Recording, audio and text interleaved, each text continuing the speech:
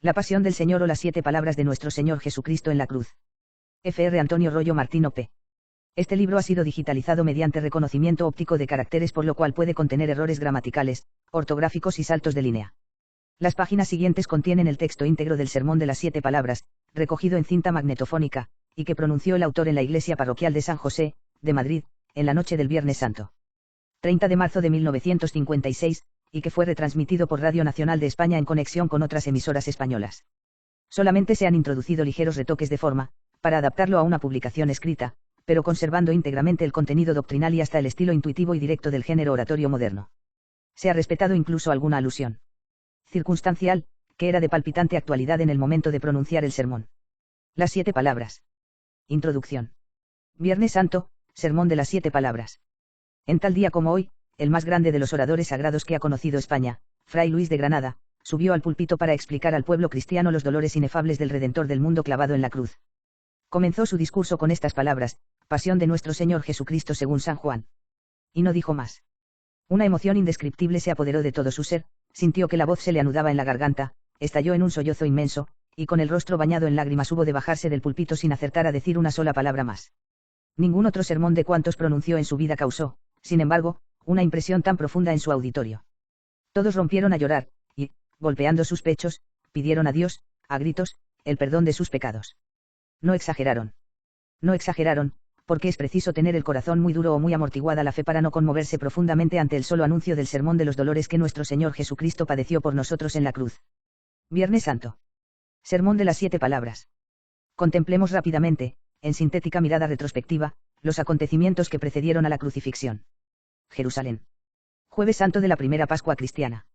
Alrededor de las 7 de la tarde, Jesucristo, que había amado apasionadamente a los suyos, en la víspera de su muerte los amó hasta el fin, hasta no poder más. Hijitos míos, un nuevo mandamiento os doy: que os améis los unos a los otros como yo os he amado. Y volviéndose loco de amor cogió un trozo de pan, lo bendijo, lo partió y se lo dio a sus discípulos diciendo: tomad y comed, porque esto es mi cuerpo.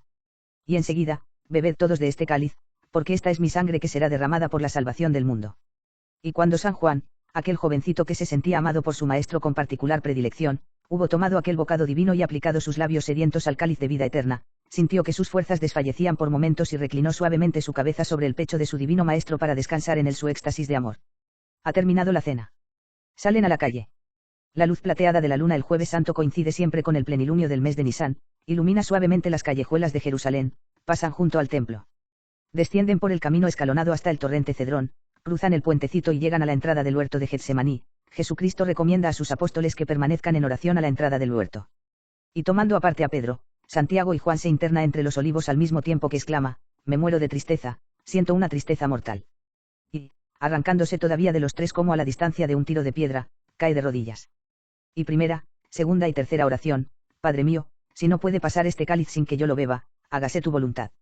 Y cuando primera, segunda y tercera vez escucha en el fondo de su alma la orden terminante de su Padre que le manda subir a la cruz, Jesucristo se desploma ensangrentado, vínole un sudor como de gotas de sangre que corrían hasta el suelo.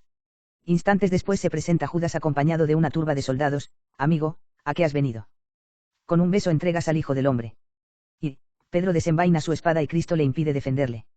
Y, atadas las manos, como a un vulgar malhechor, es conducido a empujones hasta el palacio del sumo pontífice Caifás, no sin antes comparecer un momento ante su suegro Anás, que le había precedido en la suprema magistratura de la sinagoga. Y comienza la burda parodia del proceso religioso: este ha dicho que puede destruir el templo y reconstruirlo en 3 días. No concuerdan los testimonios. La situación se hace embarazosa. De pronto el sumo pontífice toma una resolución definitiva. Poniéndose majestuosamente de pie, con toda la pompa y solemnidad que correspondía al jefe supremo del Sanedrín, interroga autoritativamente al detenido: por el Dios vivo te conjuro que nos digas de una vez claramente si tú eres el Cristo, el Hijo de Dios. Y Jesucristo le responde sin vacilar: tú lo has dicho, yo soy. Y os digo, además, que un día veréis al Hijo del Hombre venir sobre las nubes del cielo con gran poder y majestad. Ha blasfemado. ¿Qué necesidad tenemos de nuevos testimonios? ¿Qué os parece? Reo es de muerte.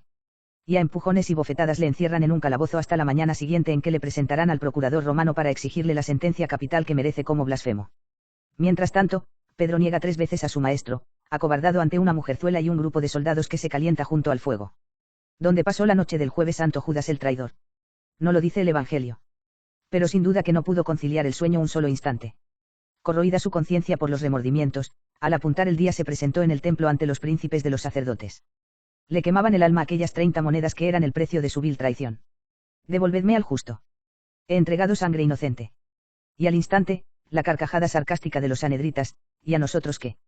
Allá te las hallas. Vete de aquí, miserable. No queremos nada contigo. Y fue y se ahorcó. ¿Cuántos Judas hoy como ayer? Después de la traición, el desprecio, la desesperación y el suicidio, que el traidor no es menester, siendo la traición pasada. Ha ido amaneciendo lentamente. A primera hora de la mañana Jesucristo es conducido, maniatado, ante el procurador romano, y lanzan ante él la primera calumnia: aquí tienes a un agitador que perturba a la nación y prohíbe pagar los tributos al César, constituyéndose en Mesías y rey de los judíos. Le interroga Pilatos. Nada malo descubre en él. Los sanedritas insisten enfurecidos: desde Galilea hasta Judea tiene revolucionado a todo el pueblo. Ha sonado una palabra nueva, Galilea. Pilatos pregunta si aquel hombre es Galileo. Y al conocer que pertenecía a la jurisdicción de Herodes, se lo envía al instante, gozoso de encontrar un medio de desembarazarse de aquel asunto tan desagradable. Pero Jesucristo, que ha respondido lleno de serena dignidad a las preguntas del procurador romano, no se digna abrir los labios divinos ante el infame Herodes, que, entre otros crímenes repugnantes que pesaban sobre su conciencia, había mandado degollar a Juan el Bautista en una noche de crápula, de orgía y de pecado. Y cubierto de una vestidura blanca, en calidad de loco, Herodes devuelve el preso a Pilatos, reconciliándose con él, pues estaban disgustados entre sí. El procurador romano le interroga de nuevo. Recibe un mensaje de su mujer recomendándole que no se meta con aquel justo, pues ha padecido mucho en sueños por causa de él. Pero la chusma sigue gritando, azuzada por los jefes de la sinagoga. Ya no sabe qué hacer. De pronto se le ocurre una idea luminosa: ¿a quién queréis que os suelte, a Barrabás o Jesús llamado Cristo? Y el representante de Roma escucha estupefacto el griterío del pueblo: suelta a Barrabás. Pues ¿qué he de hacer con Jesús, el titulado rey de los judíos? Crucifícale, crucifícale. Pilatos hace todavía un esfuerzo supremo para salvarle: a costa de una medida injusta y brutal, le castigaré y le pondré después en libertad. Le declara inocente y ordena castigarle. Y viene el tormento espantoso de la flagelación. No emplearon con él la verga, que era el azote más suave reservado a los ciudadanos romanos, sino el horrible flagelo formado con largas tiras de cuero, llenas de bolitas de plomo y huesos de animales.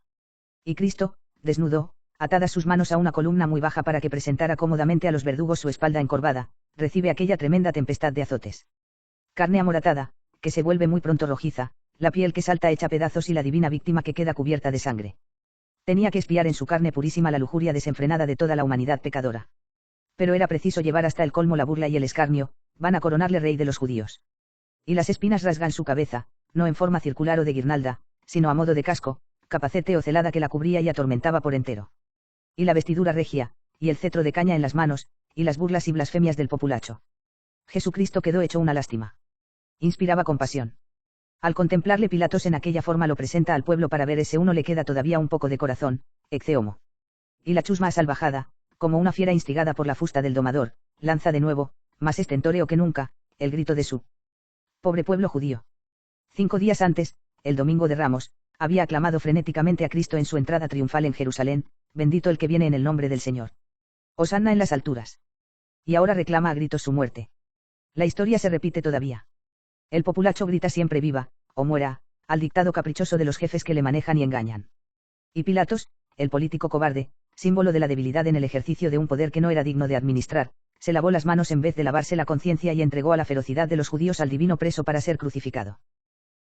Y llevando sobre sus hombros su propia cruz, salió hacia la colina del Calvario. Mientras tanto, en un rincón de Jerusalén ocurría una escena impresionante. San Juan, el discípulo amado, lo había presenciado todo. Y cuando oyó la sentencia final y vio a su divino maestro cargado con la cruz, se creyó en el deber de comunicárselo a la madre de Jesús. Y corrió hacia ella. No se daba cuenta de que estaba siendo en aquellos momentos instrumento de la voluntad del Padre. María tenía que presenciar la crucifixión de su divino Hijo en calidad de corredentora de la humanidad. Y San Juan, en medio de un sollozo inmenso, le da la terrible noticia: señora. Condenado a muerte. Debió lanzar María un grito desgarrador y acompañada del discípulo virgen se echó a la calle en busca de su divino Hijo. Y, de pronto, al doblar de una esquina coma: oh Virgen de los Dolores, qué caro te costamos. Renuncio, señores, a describir la escena. Y Jesucristo se cae con la cruz a cuestas. Se ve claramente que no podrá llegar al Calvario. Un hombre que regresa del campo es requerido para que le ayude. Yo, ¿por qué? ¿Qué tengo yo que ver con este? Y cómo se resiste a cumplir la orden, le agarran por el cuello y, coge la cruz, si no quieres que te clavemos en ella a ti también. Y a pesar de cogerla a regañadientes, Jesucristo le mira agradecido. Y se lo pagará espléndidamente. Aquel hombre, dice San Marcos, era Simón de Cirene, padre de Alejandro y de Rufo, dos excelentes cristianos de la iglesia primitiva que aparecen en las epístolas de San Pablo, un momento de vergüenza y de dolor llevando la cruz del Maestro. Y la fe cristiana y la felicidad eterna de toda su familia. Espléndida recompensa la de Jesucristo, a los que le ayudan a llevar su cruz. Han llegado a la cumbre del Calvario. Jesucristo tiene que pasar por la inmensa vergüenza de la desnudez total. Tenía que reparar la inmensa desvergilenza de los que, llamándose cristianos, se desnudan sin rubor en las playas y en las calles de nuestras ciudades. Le ofrecen un calmante para atontarle, vino mirrado con hiel. Jesucristo, fino y agradecido, lo prueba un poquito, pero no quiere beberlo. Lo dice expresamente el Evangelio. Quiere apurar hasta las heces el cáliz del dolor. Échate sobre el madero, le dicen brutalmente los soldados. Y, obediente hasta la muerte, Jesucristo se tiende con los brazos extendidos sobre la cruz, y al instante el primer clavo, de un golpe seco, cose su mano derecha al madero de nuestra redención. Señores, en la iglesia de Santa Cruz de Jerusalén, en Roma, se conserva uno de los clavos auténticos de la cruz de nuestro Señor. Es imposible contemplarlo sin un estremecimiento de horror. No es un clavo liso, pulimentado, es un clavo de forja, cuadrilátero, desigual, con aristas y rugosidades. Estremece pensar el desgarro que aquel clavo debió causar en la carne divina de Jesús. Debió retorcerse de dolor la divina víctima, te dolió mucho, Señor. Yo te clavé ese clavo con mis pecados. Pero los soldados continuaron su tarea impertérritos. Unos cuantos golpes más, y las manos y los pies quedan fuertemente sujetas al madero. Arriba la cruz, para que todo el mundo la contemple. Y al dejarla caer de golpe sobre el agujero preparado de antemano para recibirla, debió lanzar un gemido de dolor, que solo María recogió en su corazón y que se perdió en un clamoreo de blasfemias y de burlas. Ya está levantado sobre el mundo el primer crucifijo. Ya está la augusta víctima en lo alto de la cruz. Cristianos. Caigamos de rodillas ante él, golpeemos nuestro pecho. Y dispongámonos a oír su sublime, su divino, su maravilloso sermón de las 7 palabras. Primera palabra, Padre, perdónalos porque no saben lo que hacen, LC 23, 34. Acababan de levantar en alto a Jesucristo clavado en la cruz. Y precisamente entonces, cuando se levantó aquel clamoreo de blasfemias y de insultos, cuando los silbidos del pueblo se mezclaron con las risotadas de los escribas y fariseos, cuando saboreando su triunfo lanzaron sus enemigos su reto definitivo, pues no eres tú el Hijo de Dios. Ahora tienes la ocasión de demostrárnoslo. Baja de la cruz y entonces creeremos en ti y caeremos de rodillas a tus pies. Y dirigiéndose a la chusma añadirían sin duda, veis cómo teníamos razón. Veis cómo no era más que un hechicero y embaucador.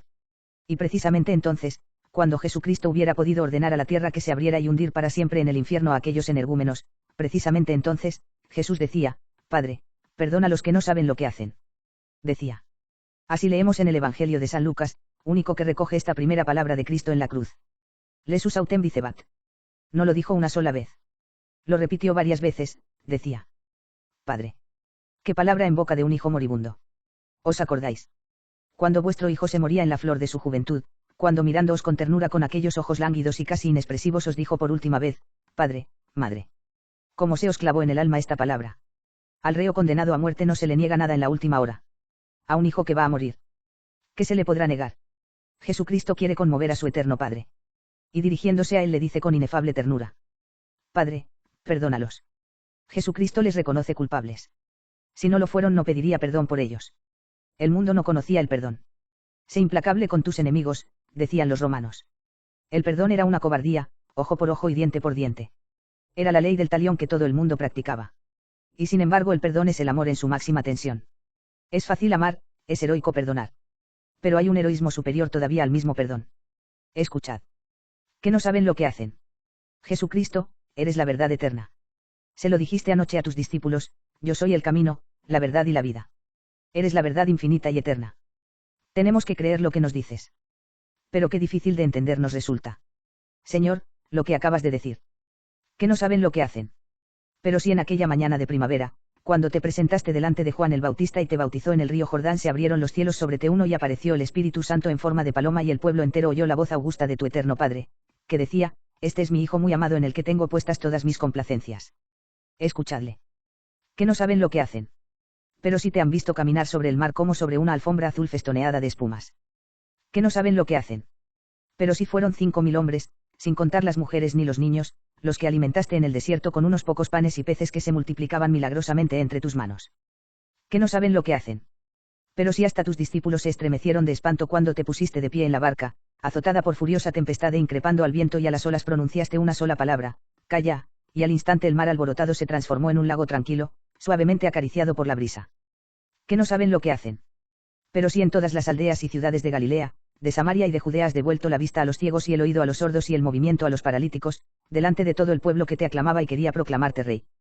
Que no saben qué hacen. Pero si en medio de ellos están aquellos 10 leprosos, carne cancerosa, bacilo de Hansen, y una sola palabra tuya, quiero, sed limpios. Bastó para transformar su carne podrida en la fresca y sonrosada de un niño que acaba de nacer. Que no saben lo que hacen. Pero si la muerte te devolvía sin resistencia sus presas. Si te han visto resucitar a la hija de Jairo, todavía en su lecho de muerte, y al hijo de la viuda de Naín cuando le llevaban al cementerio. Y hace unos pocos días, a 5 kilómetros de Jerusalén, te acercaste al sepulcro de tu amigo Lázaro, que llevaba 4 días enterrado y putrefacto. Y no invocando a Dios, sino con tu propia y exclusiva autoridad, le diste la orden soberana: Lázaro, yo te lo mando, sal fuera, y como un muchacho obediente cuando se le da una orden, inmediatamente el cadáver corrompido se presenta delante de todos lleno de salud y de vida. Y lo vieron los judíos, y lo vieron igualmente los príncipes de los sacerdotes, de tal manera que pensaron quitar también la vida a Lázaro, porque muchos creían en ti por haberle resucitado de entre los muertos. Como dices ahora que no saben lo que hacen. Señor. Eres la suprema verdad, tenemos que creer lo que nos dices, pero esto nos resulta muy difícil de entender. Vaya si sabían lo que hacían. Vaya si sabían lo que hacían. Anoche tuviste la osadía y el atrevimiento inaudito de decirle al príncipe de los sacerdotes que eras el Hijo de Dios, pero mucho antes habías tenido la osadía y el atrevimiento infinitamente mayor de demostrarlo plenamente. Eres el Hijo de Dios, lo habías demostrado hasta la evidencia. Como dices, Señor, que no saben lo que hacen. Y sin embargo, tienes razón. Señor. En realidad, en el fondo, no sabían lo que hacían aquellos desgraciados. No sabían lo que hacían, como no lo sabemos tampoco nosotros. Porque tened en cuenta que nuestro Señor Jesucristo, con su ciencia infinita, ciencia de Dios para la cual no hay futuros, ni pretéritos, sino un presente siempre actual, delante de la cruz nos tuvo presente a cada uno de nosotros. Con tanto lujo de detalles, con tanta precisión en los matices como si no tuviese delante más que a uno solo de nosotros.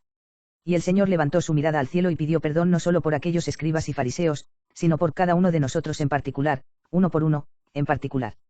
Teología, no afirmaciones gratuitas, señores, teología, con su ciencia infinita Jesucristo, en lo alto de la era, nos tuvo presentes a cada uno de nosotros en particular.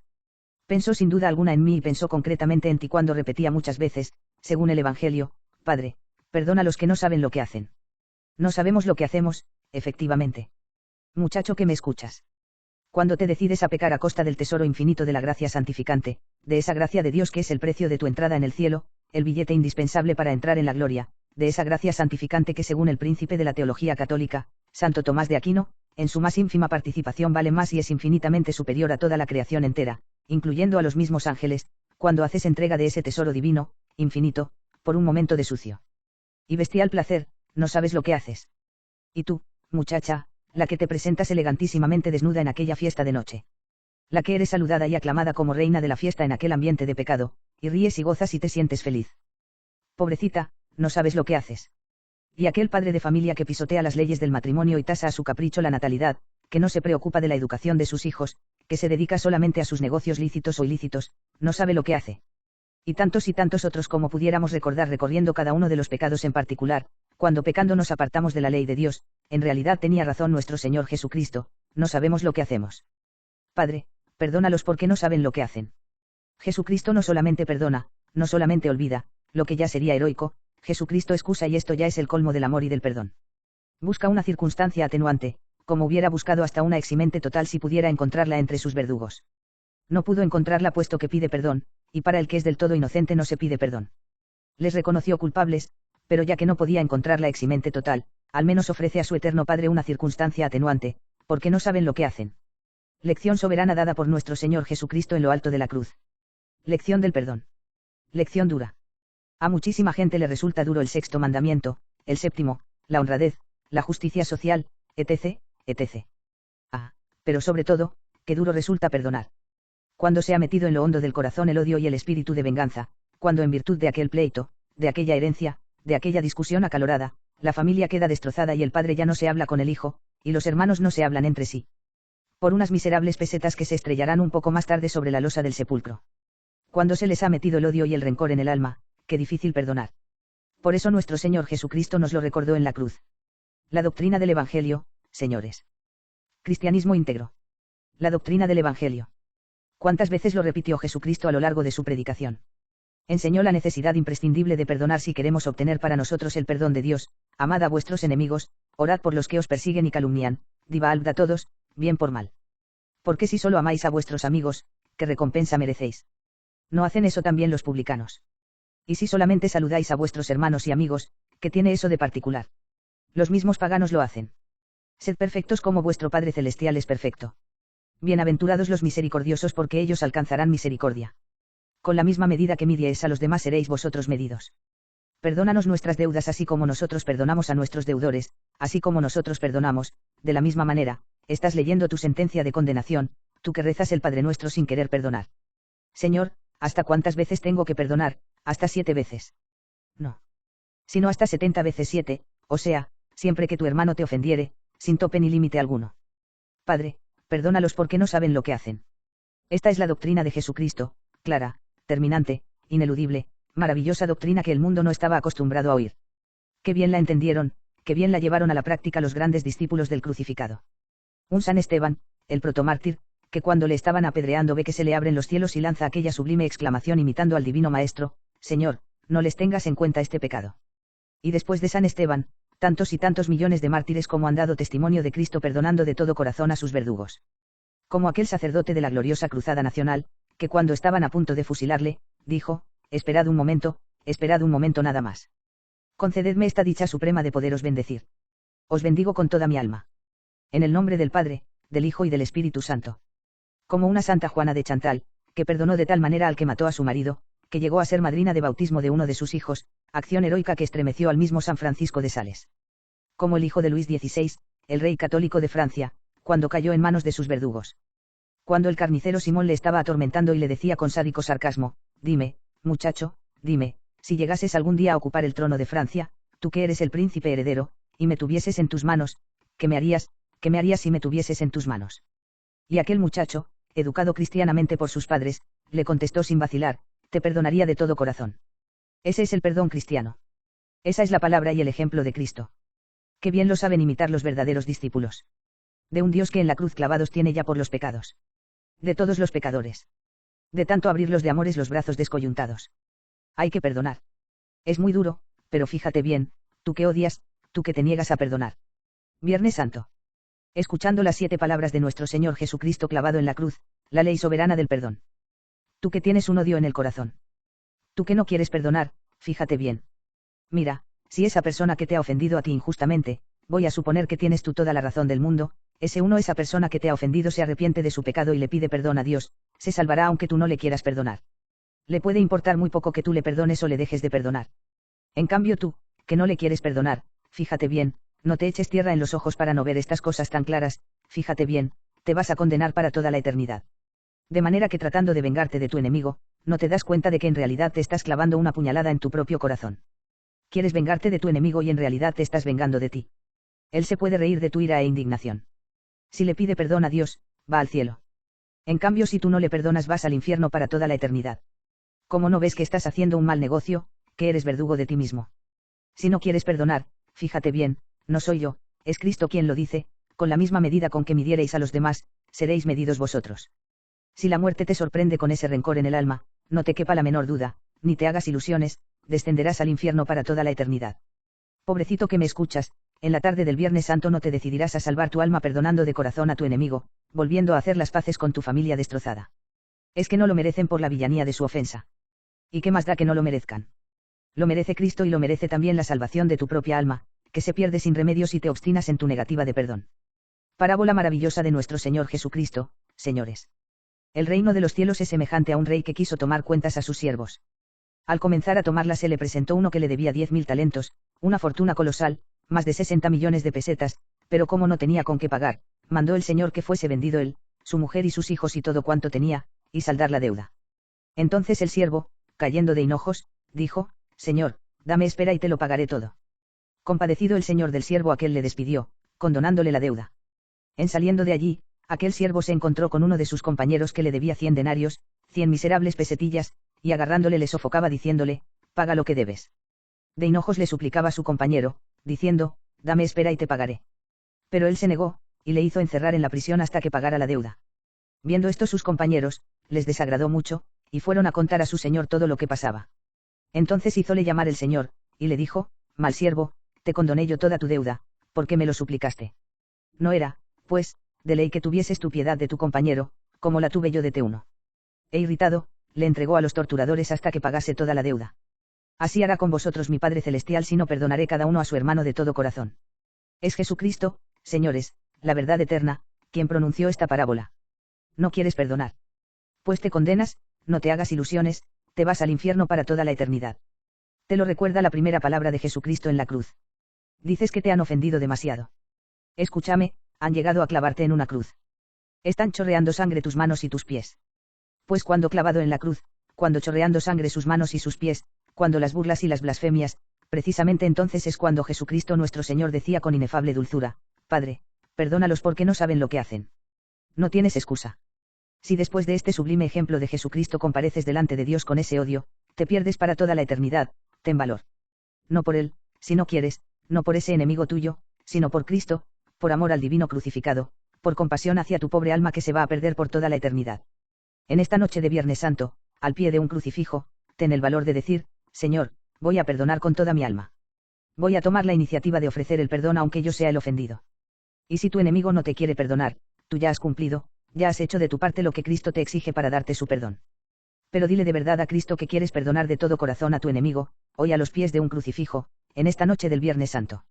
Y si no tienes el valor de llegar hasta el supremo heroísmo de nuestro Señor Jesucristo pronunciando su fórmula, que no solamente perdona, que no solamente olvida, sino que incluso excusa al culpable, al menos pronuncia esta otra que es absolutamente indispensable para obtener la salvación eterna de tu alma: Padre, perdónalos aunque sepan lo que hacen.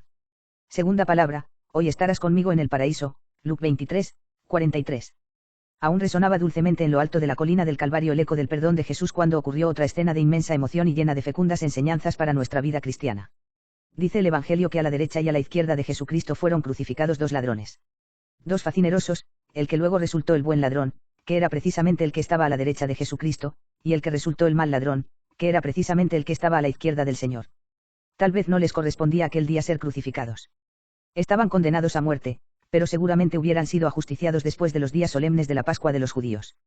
Pero acaso para dar más brillantez al espectáculo de la crucifixión de nuestro Señor Jesucristo fueron crucificados juntamente con él, uno a su derecha y otro a su izquierda. Al principio quizá comenzaron a blasfemar los dos ladrones, así lo insinúan San Mateo y San Marcos. San Lucas parece dar a entender que solamente uno de ellos comenzó a blasfemar del Señor. Sea de ello lo que fuere, al menos el ladrón que tenía a la izquierda comenzó a increpar a Jesucristo, repitiendo lo que estaba oyendo a los escribas y fariseos, a los jefes de la sinagoga: ese uno eres el Hijo de Dios, baja de la cruz, sálvate a ti mismo y sálvanos a nosotros, y entonces creeremos en ti. Jesucristo escuchó en silencio esas blasfemias. Estaba crucificado escasamente a 2 metros de distancia. ¿Acaso dirigió una suave mirada, llena de amor y misericordia hacia aquel desgraciado, volviendo la cabeza hacia la mano izquierda, y calló? Tal vez, es muy probable, repitió, para él solo, la palabra de perdón que acababa de pronunciar, porque ya os he dicho antes que el Evangelio emplea la expresión decía, lo cual quiere decir que la iba repitiendo, la dijo muchas veces, y acaso una de las veces, levantando sus ojos al cielo, dijo: Padre, perdónale, porque no sabe lo que hace ni lo que dice. En realidad, no tenía él toda la culpa. Lo estaba oyendo a sus jefes en aquellos mismos momentos. No tenía él toda la culpa. Siempre el inductor es más culpable que el ejecutor material de un crimen. El otro ladrón, el colocado a la derecha, tal vez al principio comenzó a blasfemar también, como insinúan San Mateo y San Marcos, aunque San Lucas afirma que fue solamente el de la izquierda. Lo cierto es que al contemplar el heroísmo sublime de nuestro Señor Jesucristo, al escuchar el eco dulcísimo de su palabra de amor y de perdón, al ver de qué manera recibía aquella tempestad de insultos y de risotadas y blasfemias, con aquella paz y aquella mansedumbre, y aquella humildad tan profunda, y, sobre todo, bajo el influjo de la gracia de Dios, que se iba insinuando poco a poco en su corazón para él o reblandeciendo y en su inteligencia para iluminarla, se verificó en el buen ladrón una profunda transformación psicológica. Y de pronto, en medio de aquella espantosa tortura, devorado ya por la fiebre, a los ajusticiados les subía enseguida la temperatura a 39 o 40 grados, haciendo un esfuerzo para volverse hacia su compañero y encontrándose con la mirada de Jesucristo en el centro, atravesó la cruz del Señor para poner sus ojos en su compañero, y le dijo: ni siquiera a la hora de la muerte temes a Dios. Se siente apóstol y quiere conquistar el alma de su compañero. Quiere también que arrodille su alma ante Cristo: ni siquiera a la hora de la muerte temes a Dios. Tú y yo estamos muy bien crucificados, porque hemos sido unos criminales, pero este que está en medio de los dos nada malo ha hecho, este es inocente. Confesión humilde de sus culpas. Se reconoce culpable: tú y yo somos criminales, estamos muy bien crucificados, pero este es inocente. Qué maravilla sobra la gracia de Dios cuando cae de lleno sobre un corazón que no le pone obstáculos. Dios mío. Y esto no es más que el preludio de una obra de arte, el pórtico de una maravillosa catedral. Vamos a penetrar en el santuario. Sigamos escuchando al buen ladrón. Acaba de hablar con su compañero. Ha querido enternecerle, ha querido comunicarle sus propios pensamientos, pero en la mirada llena de odio de aquel malvado, en su gesto torvo, en su manifiesta obstinación, comprendió que estaba perdiendo el tiempo. Y dirigiéndose a nuestro Señor Jesucristo le dice sencillamente: Señor. Pobrecito ladrón, estás delirando, no sabes lo que dices, 40 grados de fiebre, estás delirando. Señor, un ajusticiado desnudo, abandonado de todos, colgado de una cruz y escarnecido de la plebe y de los jefes. Pobrecito, estás delirando, no sabes lo que dices. Pero el ladrón continúa impertérrito. Acuérdate de mí. Qué soberana invocación. Qué plegaria, acuérdate de mí. No le pide un lugar en su reino, no le pide un trono, no cree merecerlo. Él sabe que no lo merece, es un criminal. Simplemente le dice: acuérdate de mí. Un recuerdo nada más. Qué bien había comprendido el corazón de Cristo, que de cosas le había revelado la gracia de Dios en unos instantes, qué maravilla de la gracia. Señor, acuérdate de mí. Imitando a los grandes santos, las disposiciones de las almas perfectísimas, que nunca piden a Dios nada concreto, sino que cumpla en ellas su divina voluntad. Alargando su mano de mendigo y pordiosero dice sencillamente: Señor, acuérdate de mí.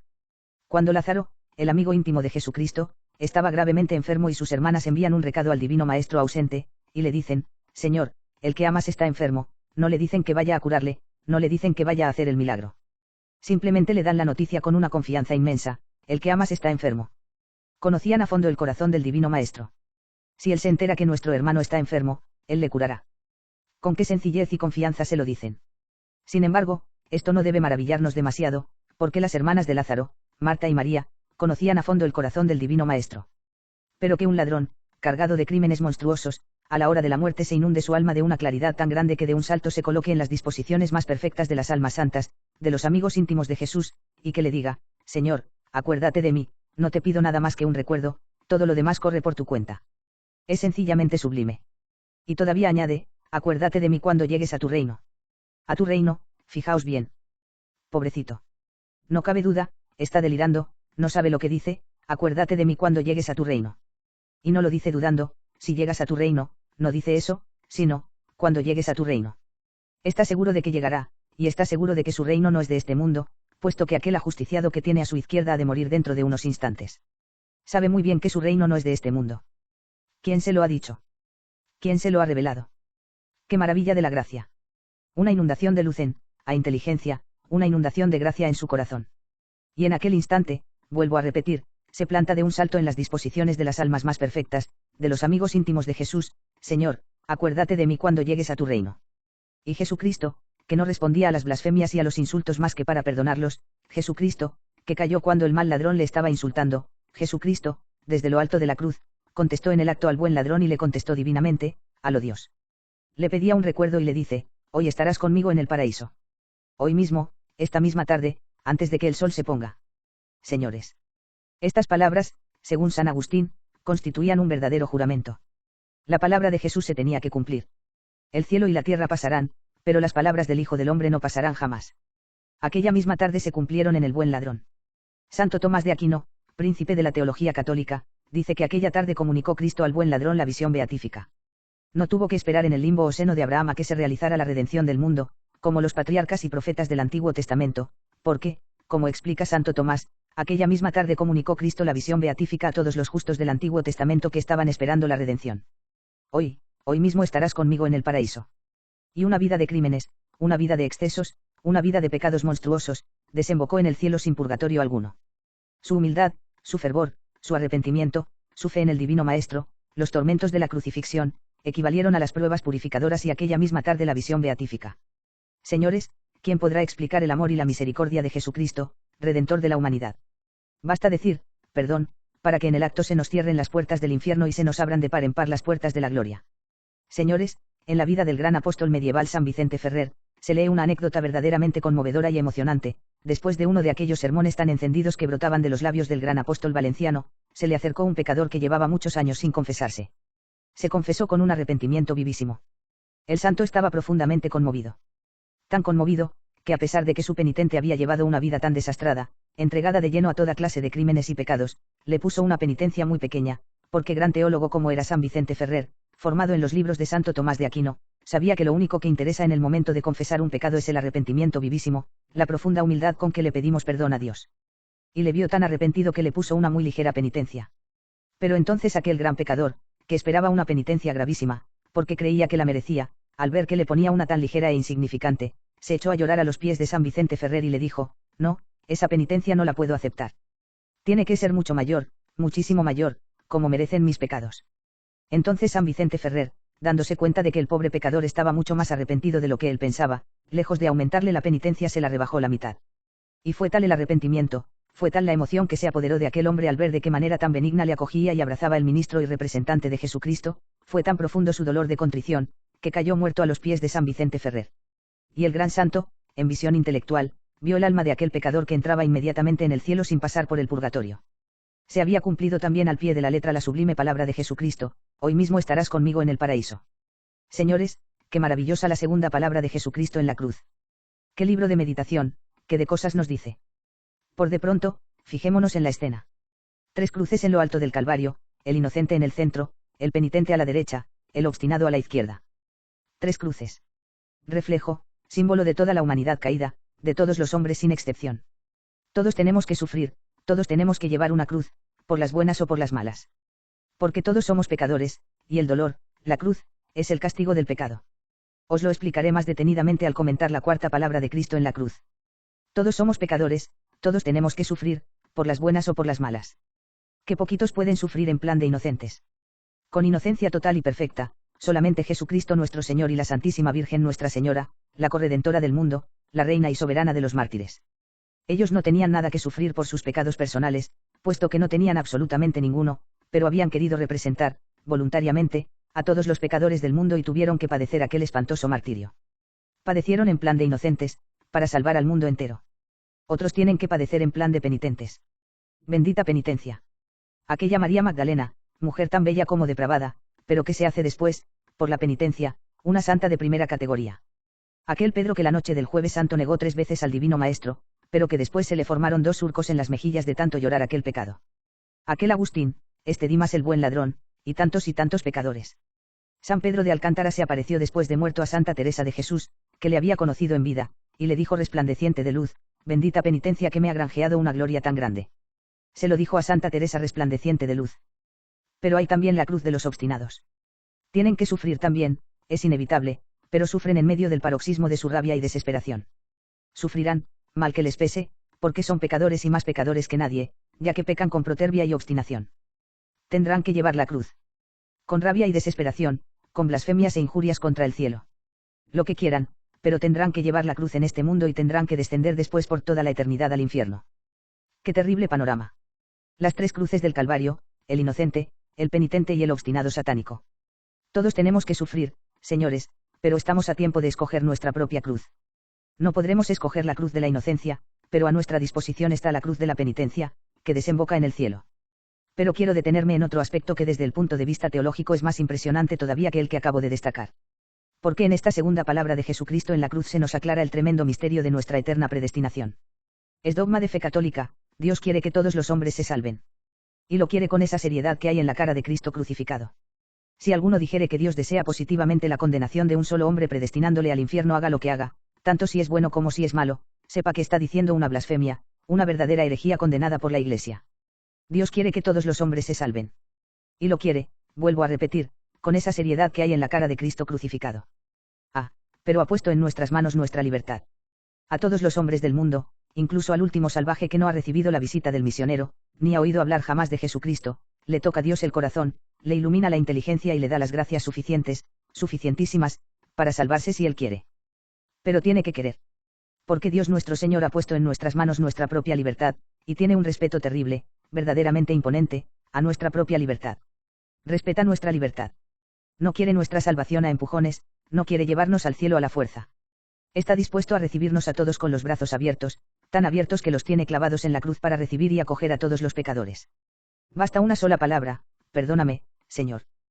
Para que nos perdone en el acto. Por él no quedará. Dios quiere la salvación de todo el género humano, absolutamente de todos. Pero quiere que queramos, quiere que cooperemos. Y si no pronunciamos esa palabra de arrepentimiento, rechazando con verdadero dolor de corazón nuestros propios pecados, estamos perdidos para toda la eternidad. Cristo lo sentirá mucho, mejor dicho lo sintió mucho cuando estaba clavado en la cruz. Te estuvo viendo, pecador, cómo te alejabas de él protervo y obstinado. Cómo lloraba, cómo pedía perdón por te uno. Pero tropezaba con el decreto inexorable del Eterno Padre, el respeto a la libertad humana. El que quiere salvarse se salva, pero el que se empeña en condenarse se condena. Contra la voluntad de Dios, pero precisamente porque Dios ha dejado en nuestras manos el libre albedrío y tiene un respeto aterrador, terrible, a nuestra propia libertad. El que quiere salvarse se salva, pero el que se empeña en condenarse se condena. ¿Cuántos gestas, cuántos dimas en el mundo de hoy y a todo lo largo de los siglos de la historia? ¿Cuántos gestas que están oyendo, mejor dicho, que no están oyendo este sermón de las 7 palabras, porque cuando esta noche han puesto la radio buscando música de baile, al ver que las emisoras españolas, que tienen un sentido católico tradicional, están transmitiendo sermones o los oficios litúrgicos de Semana Santa, han sincronizado con una radio extranjera y han organizado un baile y ríen a carcajada limpia? No están oyendo el sermón, pero aunque lo oyeran sería igual, porque tienen el corazón endurecido y solo les serviría de motivo de burla y escarnio de los misterios más augustos de nuestra fe. ¿Qué carcajadas lanzarían? ¿Qué cosas dicen los eristianos? Dios, si existiera, no se preocuparía de nosotros, pero es que además no existe, ni existe tampoco el infierno. Me río de todo eso. Desgraciado, no sabes lo que dices. ¿Acaso porque lances tu carcajada volteriana dejará el infierno de existir? Si tú dices no, pero Dios dice sí, será sí, para toda la eternidad. Es que yo no creo. ¿Y eso qué importa? Las cosas de Dios son como Dios ha querido que sean, no como se te antojen a ti. Vuelvo a repetírtelo, quiero que mis palabras se te claven en el alma, si tú dices no, pero Dios dice sí, será sí, para toda la eternidad.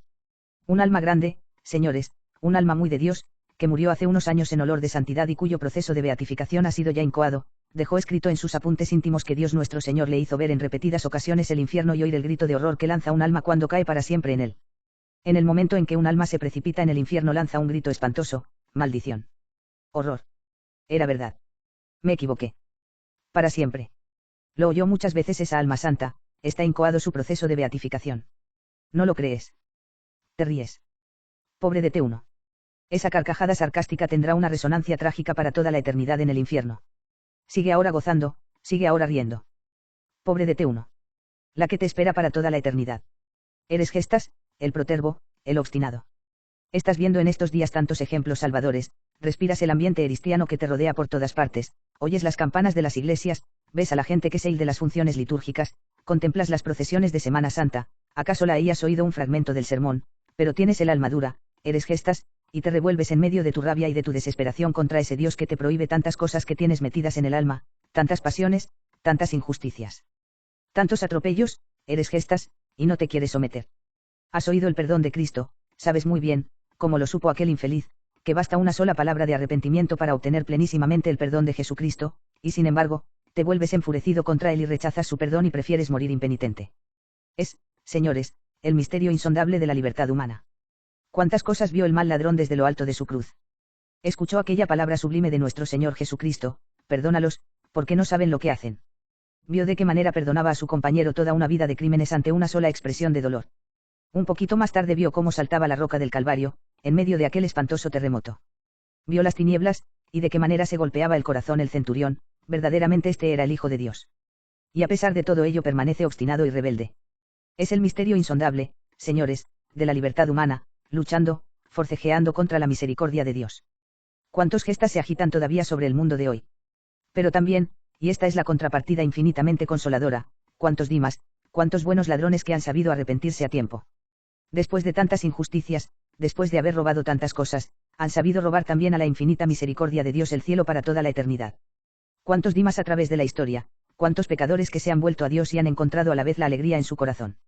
En mi vida de misionero cuántas veces se me han acercado los pecadores después de una misión, Padre, Padre, qué alegría, qué felicidad, y me han bañado con sus lágrimas mis manos consagradas de sacerdote de Cristo al encontrar el perdón de Dios. Qué alegría se apodera de ellos. Cuántos dimas, cuántos buenos ladrones que volvían a la casa del Padre, cuántos arrepentidos. Tú, pobre pecador que me escuchas, tú podrías ser también uno de ellos.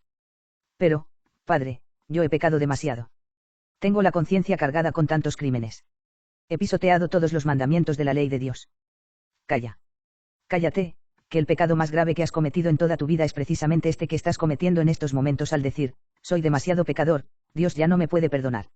Calla, que ese es el más grave de todos los pecados que se pueden cometer. Óyeme bien, tú, el que has sido un criminal, el que has pisoteado todos los mandamientos de la ley de Dios, sin dejarte uno solo por activa y por pasiva, y con circunstancias agravantes de verdadero refinamiento, tú que llevas tantos años de crimen y de pecado, óyeme bien. Si te decides a volver a Dios no tendrás que emprender una larga caminata, basta un sollozo inmenso que estalle en tu corazón al decir perdóname, Señor, perdóname. Basta eso.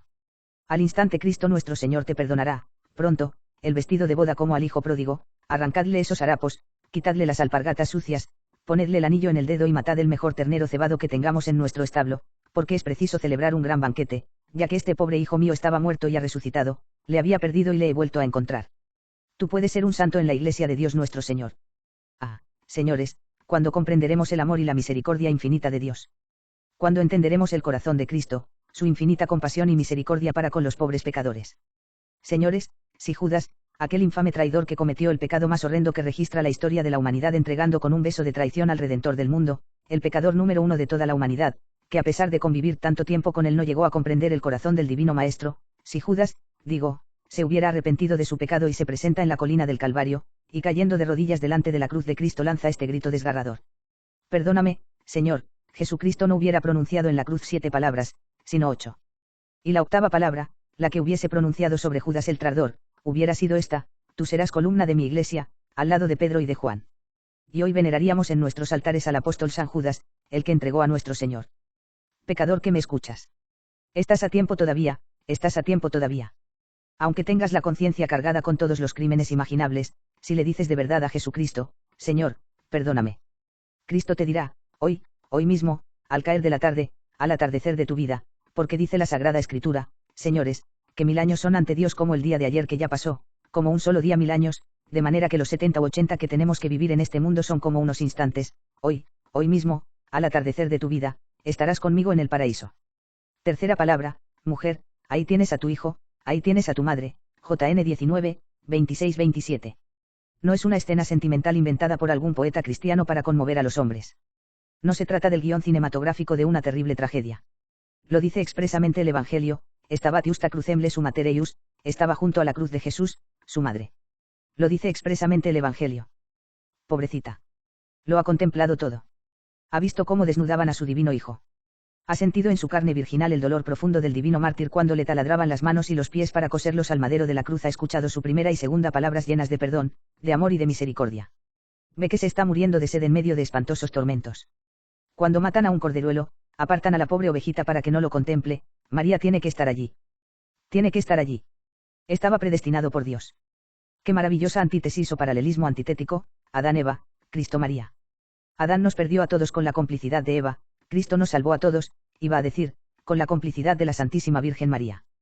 Tenía que ser la corredentora de la humanidad y lo fue. Por eso permaneció de pie en lo alto de la colina del Calvario, junto a la cruz de Jesús. Martirio inefable. Absolutamente indescriptible. Pobrecita. Como hubiera querido abrazarse a la cruz, para socorrer a su divino hijo. Pero la apartaron brutalmente. No la dejaron acercar. En nuestro Museo del Prado hay un cuadro magnífico que representa a San Bernardo indeciso, vacilante. No sabe qué hacer. Tiene delante un gran crucifijo y a la Virgen Santísima de los Dolores contemplándole. El artista ha sabido recoger genialmente el instante en que San Bernardo no sabe dónde mirar, si a Cristo o a la Virgen o a Cristo. Son 2 estrofas de una única sinfonía. Son 2 episodios de un mismo drama, del drama redentor. La Santísima Virgen María, la corredentora de la humanidad, contemplando el martirio inefable de nuestro Señor, mezclando las lágrimas virginales de sus ojos purísimos a las gotas de sangre que iban corriendo desde lo alto de la cruz. Son 2 aspectos de un mismo y gigantesco drama. La Virgen María es nuestra corredentora. Nos salvó juntamente con nuestro Señor Jesucristo. Pero ¿a precio de qué dolor? El martirio de la Santísima Virgen María es incomparablemente más trágico que el sacrificio que se le pidió al patriarca Abraham cuando Dios le ordenó inmolar a su hijo Isaac. Porque el patriarca Abraham era el padre, no la madre, y porque el sacrificio que se le pidió fue solamente intencional, no llegó a consumarse. En el Calvario no es el padre, sino la madre, y el sacrificio se está consumando trágicamente. Y no de un golpe, sino gota a gota. Martirio inefable. Oh, vosotros los que cruzáis por los caminos de la vida, mirad y ved si hay dolor semejante a mi dolor. No pudo abrazarse a la cruz de Jesús. Estaba prohibido terminantemente acercarse a la cruz de los ajusticiados, y la soldadesca seguramente apartaría con un gesto brutal a la Santísima Virgen si en algún momento quiso intentarlo. Pero estaba cerquita, y Jesús podía dirigirle la palabra sin levantar demasiado la voz. Imaginemos la escena, señores. Sería mejor que callásemos, que rompiésemos a llorar, que nos pusiéramos de rodillas. Pero yo tengo que reproducir la escena en la forma que pueda, con mi palabra torpe y vacilante. Jesús estaría contemplando desde lo alto de la cruz, a través de sus ojos cargados de sangre, a la Virgen María, imagen viviente del dolor en su máxima expresión. Allí estaba la corredentora del mundo. ¿Cómo se aumentarían los dolores internos de Jesucristo viendo sufrir a su Madre Santísima de manera tan espantosa? Pero él tenía que permitir aquello. Tenía que permitirlo, porque estaba decretado por Dios, una primera pareja, Adán y Eva, perdieron al mundo, una segunda pareja. Cristo y María, tenían que salvarlo. Tenían que estar allí los dos, y él, obediente a la voluntad de su eterno Padre, consentía en el martirio de su Madre Santísima, y la Santísima Virgen María tenía que consentir y aceptar el martirio de Jesús, su Hijo inocente, para salvarnos a nosotros, los hijos de traición. Pero Jesús la tenía muy cerquita, la miraba con inefable dulzura. ¿Cómo sería la última mirada que nuestro Señor Jesucristo dirigió a su Madre queridísima? Cosas inefables, señores. Para caer de rodillas. Para callar. ¿Cómo la miraría? Y le dijo, mujer, ahí tienes a tu hijo, y fijándose en Juan, el discípulo amado, ahí tienes a tu madre. Esta fue la tercera palabra, la tercera frase que pronunció nuestro Señor Jesucristo en la cruz. Vamos a explicarla un poco. El sentido literal, material, tal como suenan las palabras, era sencillamente este: un buen hijo que está cumpliendo el cuarto mandamiento de la ley de Dios, que nos manda honrar al padre y a la madre. Sabía que iba a morir dentro de breves momentos. San José había muerto ya. La Santísima Virgen María no tenía a nadie en este mundo. Quedaba completamente sola. Y pensando en su madre, pensando en el porvenir humano de su madre, cumpliendo maravillosamente el cuarto mandamiento de la ley de Dios, pensando en ella como buen hijo, exclama, mujer, ahí tienes a tu hijo. ¿Por qué le dice, mujer, y no, madre? Punto. Ah, señores, qué maravilloso episodio. El Evangelio es divino, no sobra ni falta una sola palabra. ¿Por qué dijo mujer y no madre? Dos son las interpretaciones principales que se pueden dar, y las dos son maravillosas. En primer lugar, para no atormentarla más. Madres que me escucháis, las que habéis perdido a un hijo en la flor de su juventud. ¿Recordáis? Cuando se os moría por momentos, cuando con los ojos moribundos os dijo por última vez, madre, ¿os acordáis? ¿Cómo se os grabó en el alma aquella palabra, qué espina tan aguda? La tenéis todavía clavada en el corazón. La palabra, madre, en un hijo moribundo es como una puñalada, como una saeta que se clava en el corazón. Y Jesucristo, para no hacerla padecer más, para no atormentarla más con esa palabra tan dulce, tan tierna, tan delicada, para no destrozarle todavía más aquel corazón sangrante, renuncia a la dulzura de llamarla, madre, y le dice, mujer. Pero, además, Cristo pronunció esa palabra para hacernos a entender a todos que ella era la mujer. En la mañana del Viernes Santo, Poncio Pilato, procurador romano, sin saber lo que decía, pero cumpliendo los designios de Dios, señaló a Jesucristo, ecce homo, ahí tenéis al hombre. Al hombre. Al prototipo de la humanidad noble, elevada, santa, sobrenatural. Ahí tenéis al hombre, al prototipo del hombre. Y nuestro Señor Jesucristo, desde lo alto de la cruz, replica, ahí tenéis a la mujer. Al prototipo, al ideal más sublime de la mujer. María era la mujer predestinada, la mujer por excelencia, anunciada ya en las primeras páginas del Génesis, el primer libro de la Sagrada Escritura. Al relatar la escena del paraíso terrenal, cuando Dios se dirige indignado a la serpiente infernal, que había seducido a nuestros primeros padres, le dice, pondré enemistades entre ti y la mujer, entre tu linaje y el suyo. El linaje de la mujer aplastará tu cabeza y tú le pondrás asechanzas a su calcañal. Era María la mujer anunciada en el libro del Génesis, en la aurora del mundo, en el primer día de la humanidad. Ahí tenéis a la mujer. Mujer, ahí tienes a tu hijo. Juan será tu hijo. Él se encargará de tu sustento. Yo me voy a mi padre, pero no te dejaré huérfana en el mundo. Juan se encargará de ti. Y dirigiéndose con inefable ternura a Juan. Hijo, ahí tienes a tu madre. Era como decirle. Cuídamela bien, es mi madre y también la tuya. Hijo, ahí tienes a tu madre. ¿Cómo la recibiría San Juan? Aquel joven apóstol, que ya la adoraba por ser la madre de Jesús, cuando se sintió dueño de aquel tesoro que le había dejado en testamento su divino maestro, ¿cómo la recibiría junto a su corazón de hijo? ¡Qué perla! ¡Qué joya le dejó nuestro Señor en testamento al evangelista San Juan, a su discípulo amado, al discípulo virgen! La madre virgen, para el discípulo virgen. La pureza encomendada a la pureza. ¿Cómo recibiría San Juan a la Santísima Virgen María? ¿Cómo se la llevaría a su casa? ¿Con qué cariño la trataría? ¿Cómo la mimaría? Con una ternura más que filial. Son cosas inefables. En el cielo lo veremos todo, A mí no me cabe la menor duda. Porque si el pobre hombre, con su inteligencia tan limitada, ha sabido inventar una cosa tan magnífica como el cine sonoro, en tecnicolor y en relieve, que recoge maravillosamente la realidad y al cabo de un siglo se la puede volver a contemplar como ese uno estuviera actualmente delante de nosotros, ¿qué cine sonoro, en tecnicolor y en relieve tendrán los ángeles en el cielo? Lo habrán recogido todo. El cine, la película de nuestro Señor Jesucristo, histórica, la misma, auténtica, la contemplaremos en el cielo. ¿Pero qué digo? ¿Qué necesidad tendremos de cine cuando sabemos por la teología católica que la esencia divina es como una pantalla cinematográfica en la que se refleja todo cuanto sucede en el mundo, en el presente, en el pretérito y en el futuro? Allí, en los resplandores de la visión beatífica contemplaremos estas escenas sublimes y entonces caeremos de rodillas adorando estas cosas que ahora apenas podemos balbucir con nuestro torpe lenguaje humano. ¿Cómo se la llevaría San Juan a su casa? ¿Cómo trataría a la Santísima Virgen Nuestra Señora? Pero fijaos bien, este no es más que el primer sentido, el sentido literal, el sentido inmediato, podríamos decir, de esas palabras de Jesús. Pero todos los exégetas y teólogos católicos están perfectamente de acuerdo con los santos padres al decir que en estas palabras hay que ver, además de este sentido literal, un sentido típico, un sentido plenior, como decimos en exégesis católica. El sentido pleno de esta palabra tiene un alcance mucho más grande. Un alcance universal, ecuménico, nos abarca absolutamente a todos.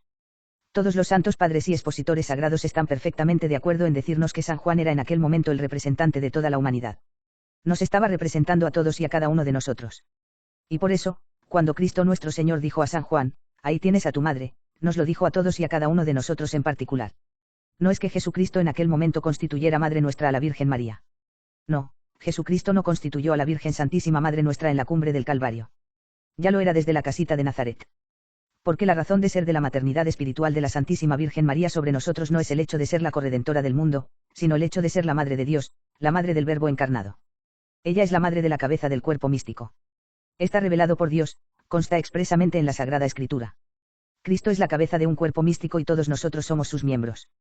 Y como ella es madre de este organismo viviente, como la cabeza no puede ser arrancada y separada de los miembros, desde el momento en que es madre física según la naturaleza de la cabeza, tiene que ser también forzosamente madre espiritual de todos los miembros que están espiritualmente unidos a esa cabeza. De manera que la maternidad de la Santísima Virgen María sobre todos nosotros arranca del hecho colosal de ser la madre de Jesús. Si no fuera la madre de Cristo cabeza, no sería la madre de los miembros, que somos nosotros. Pero como es la madre de la cabeza, tiene que ser también la madre de todos los miembros. Madre física de la cabeza y madre espiritual de todos sus miembros porque somos efectivamente los miembros espirituales de Cristo. Maravillosa teología. Jesucristo, en la cumbre del Calvario, no hizo más que promulgar solemnemente ante la faz del mundo la maternidad espiritual de María sobre nosotros. Pero no la hizo entonces Madre Nuestra. Ya lo era desde la casita de Nazaret, o si queréis desde el portal de Belén, cuando alumbró al Hijo de Dios encarnado, y fue de una manera completa y total la auténtica Madre de Dios. Desde entonces es nuestra Madre espiritual. Aquí, en el Calvario, lo proclama solemnemente Cristo para que no olvidáramos nunca que es la Madre del dolor, la Madre corredentora de todos los hijos de los hombres. La Santísima Virgen María es nuestra Madre, Madre queridísima de todos nosotros. ¿Qué modelo de Madre la Santísima Virgen María? Modelo de Madre para Jesús, su divino Hijo. Yo me imagino muchas veces en mis ratos de recogimiento y meditación en mi celda monacal de San Esteban de Salamanca las escenas invernales que tuvieron lugar en la casita de Nazaret, cuando la Santísima Virgen María, nuestra dulcísima Madre, se reuniría junto al fuego con San José y el niño Jesús. ¿Cuántas cosas se dirían? Una noche en la casita de Nazaret, qué escena de cielo. Los ángeles estarían pendientes de aquel espectáculo divino. ¿Qué le diría la Virgen Santísima al niño Jesús? ¿Qué le diría a ella a su hijo Jesús a medida que se iba haciendo mayorcito, adolescente? ¿Cómo sería nuestro Señor Jesucristo a los 18 años, a los 20 años? Solo la Virgen gozó en silencio de su divino tesoro. La divinidad asomaba por sus divinos ojos y solo María y José lo sabían, que de cosas le diría Jesús a la Santísima Virgen para formar cada vez más, para modelar a su gusto el corazón purísimo de la Reina y soberana de los ángeles. Misterios inefables, de que fue mudo testigo la casita de Nazaret. Y a su vez que de cosas le diría la Santísima Virgen al niño Jesús cuando le besaba sus manecitas, cuando en el horizonte lejano entreveía ya la silueta trágica de la cruz. La Santísima Virgen fue una mártir toda su vida. Pero, modelo incomparable de madres, supo respetar la voluntad de Dios sobre su Hijo. La predestinación de Cristo era la de ser el Redentor de la humanidad, y la Santísima Virgen María aceptó esta terrible predestinación y subió ella misma a la cumbre del Calvario sin pronunciar una sola palabra de queja. No interpuso su corazón de madre para impedir los dolores al divino crucificado. Tenía que ser así. Lo había dispuesto Dios y María lo aceptó con inefable resignación. Padres que me escucháis.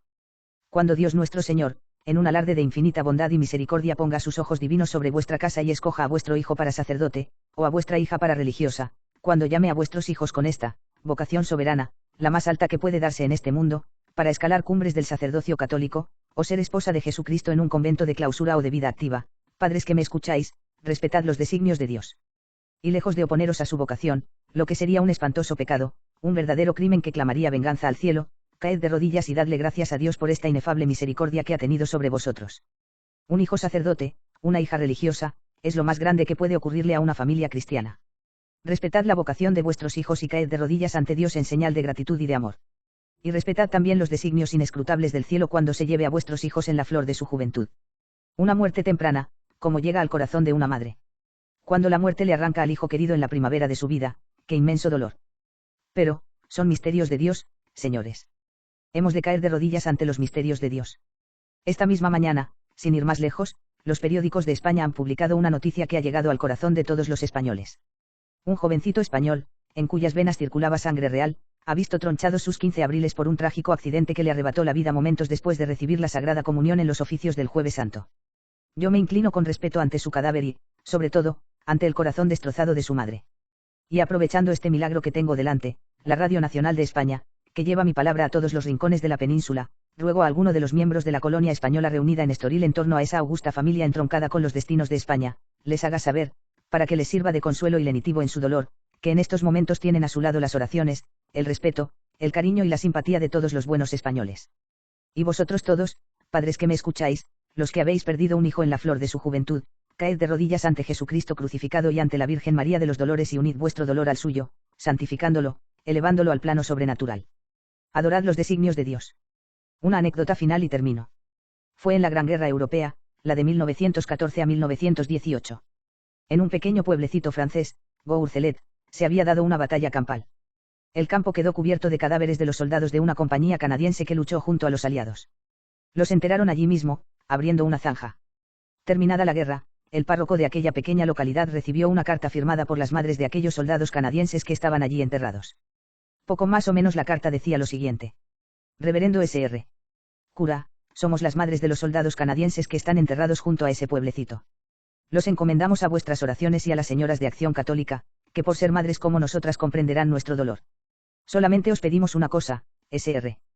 Cura, que arranquéis de los trigales que crecen sobre sus tumbas un manojo de espigas y nos las enviéis a nosotras. Aquí las volveremos a sembrar, las reproduciremos todos los años, y con la harina que nos den, fabricaremos nosotras mismas el pan para la Eucaristía.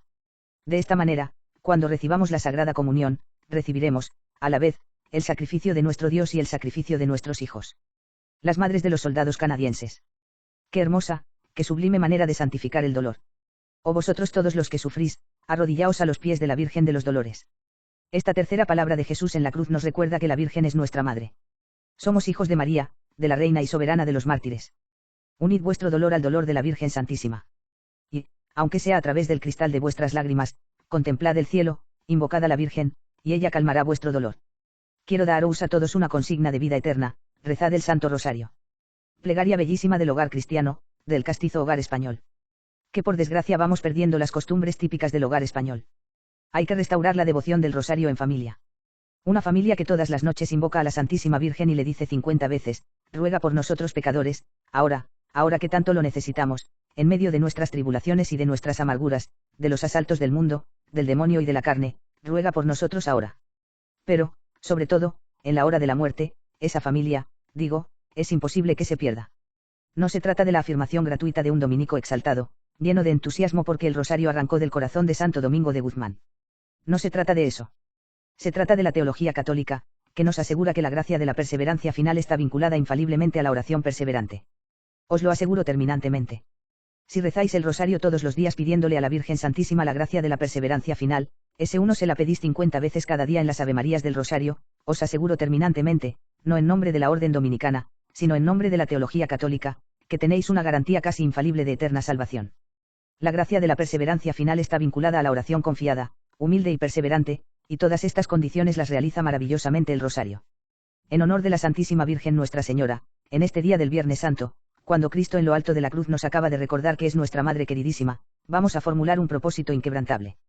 Españoles todos que me escucháis a través de estos micrófonos de Radio Nacional de España. Todos de rodillas a los pies de Cristo crucificado. Y con todo el fervor y entusiasmo de nuestros corazones digámosle de verdad, para honrarte.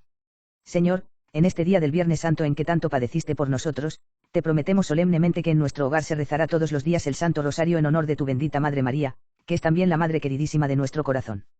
Cuarta palabra, Dios mío con acento, Dios mío con acento, ¿por qué me has abandonado? MT 27, 46.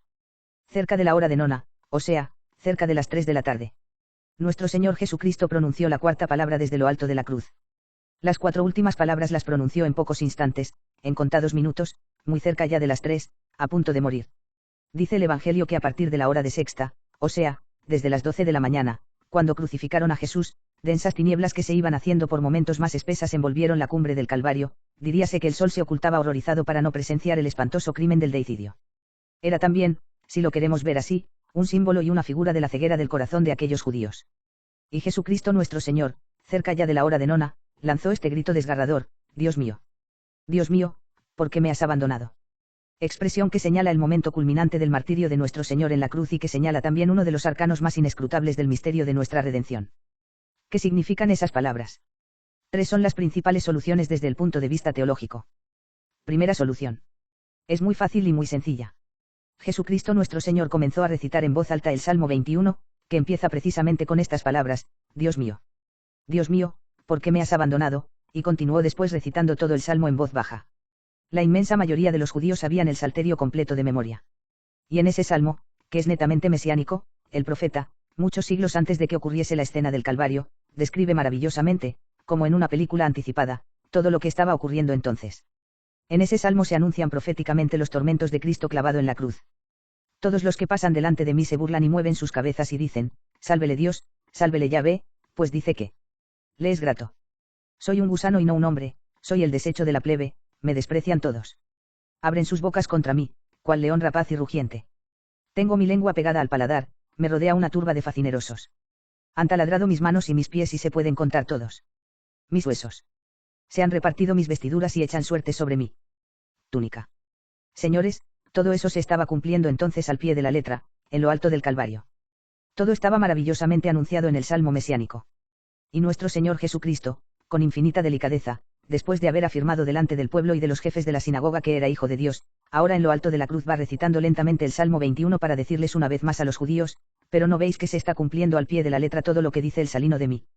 Y fue recorriendo poco a poco todo el Salmo mesiánico para que cayeran en la cuenta de que era él el Redentor, el Mesías anunciado por los profetas. Una solución sencillísima que explica perfectamente el sentido misterioso de esas palabras. Pero hay otra segunda todavía. Segunda solución.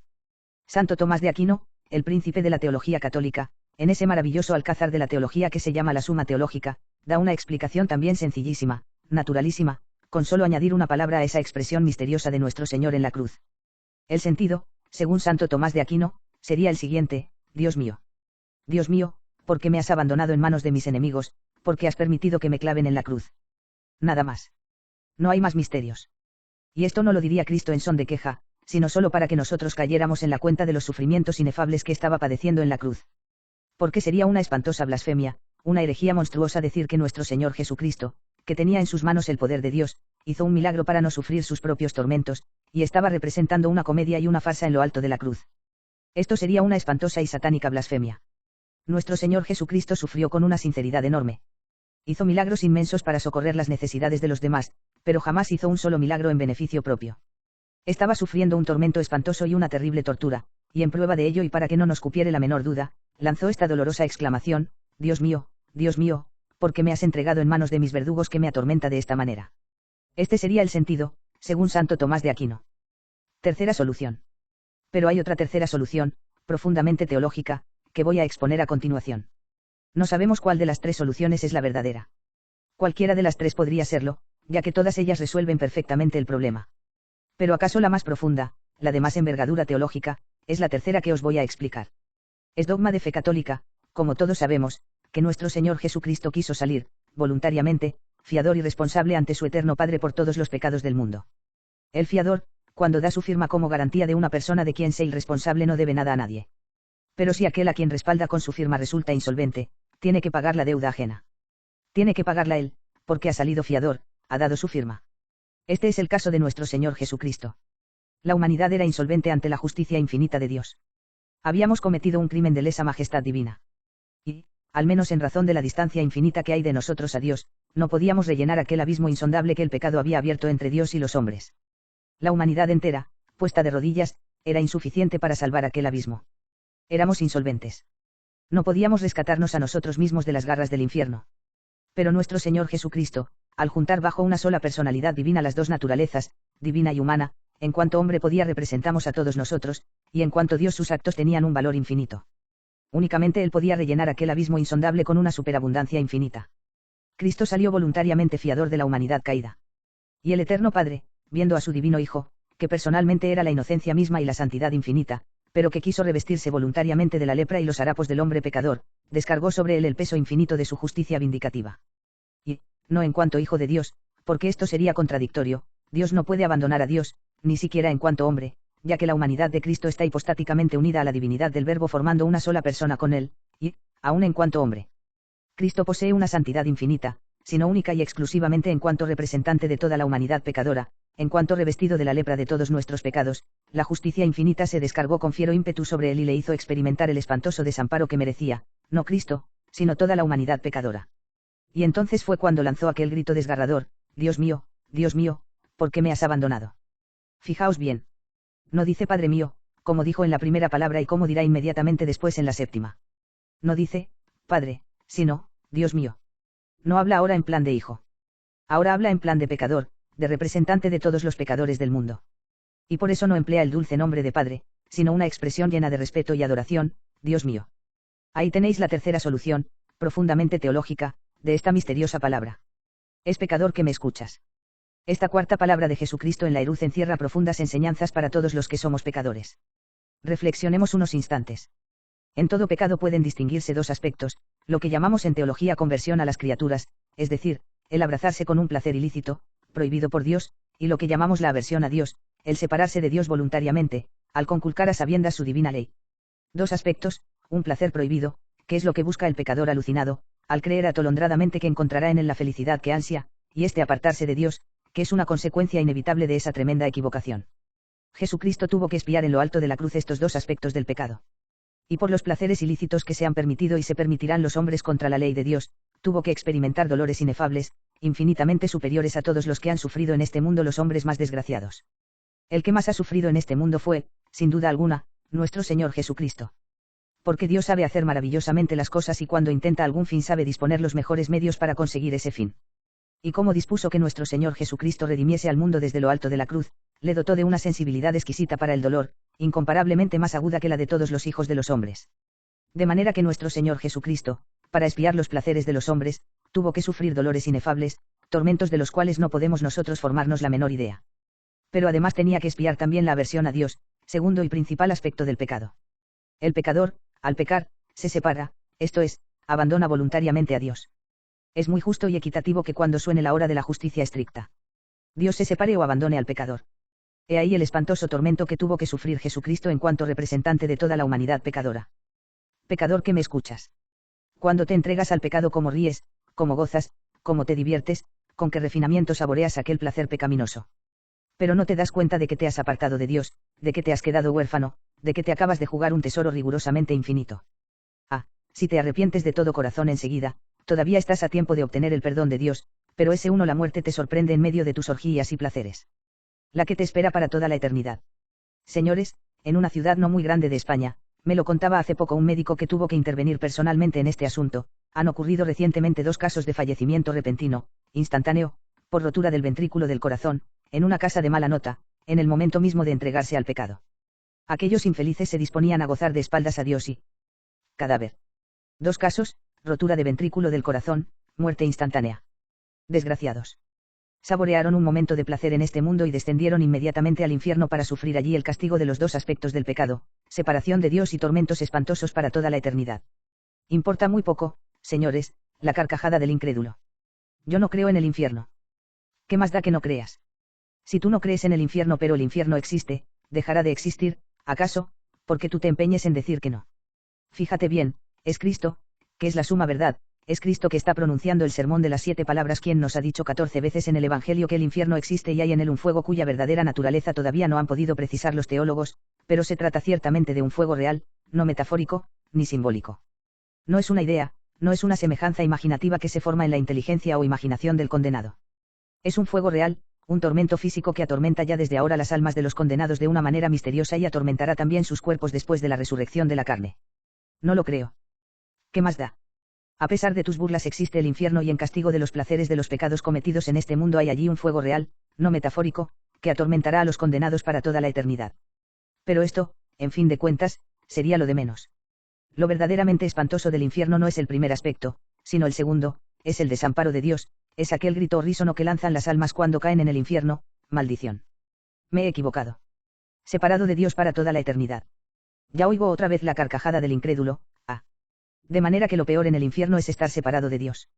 Pues entonces ya no tengo inconveniente en condenarme, porque en este mundo he prescindido de Dios y no me ha hecho falta para nada, absolutamente para nada. Tampoco me hará falta en el infierno. Desgraciado. No sabes lo que dices.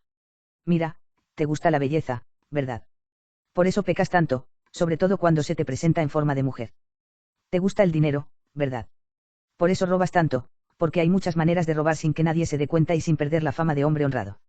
Te gustaría el aplauso, la gloria, que hablasen de ti los periódicos, salir en la pantalla cinematográfica como hombre famoso, como una figura mundial, ¿no es verdad? Pues óyeme, a la hora de la muerte, cuando pierdas de vista las cosas de este mundo y ante los ojos atónitos de tu alma aparezcan los panoramas infinitos del más allá, contemplarás delante de ti un mar inmenso, sin fondo ni riberas. Y verás clarísimamente que allí está concentrado, en grado supremo e infinito, todo cuanto hay de belleza y de gloria y de riqueza, y de placer y de honores y de aplausos. Todo cuanto podría saciarte plenamente, exhaustivamente, el corazón. Y cuando con una sed de perro rabioso trates de arrojarte a aquel estanque de placeres, a aquel océano de alegrías inenarrables que te harían infinitamente feliz, sentirás una mano vigorosa que te lo impide, al mismo tiempo que te dice, apártate de mí, maldito. Al fuego eterno. Y entonces lanzarás un grito horrísono, Dios mío, ¿por qué me has abandonado?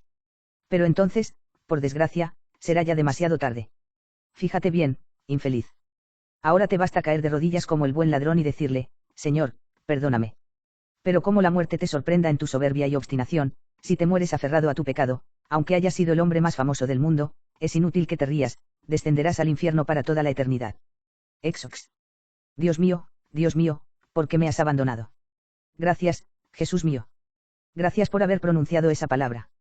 Gracias por haber padecido por mí ese tormento espantoso de tu desamparo.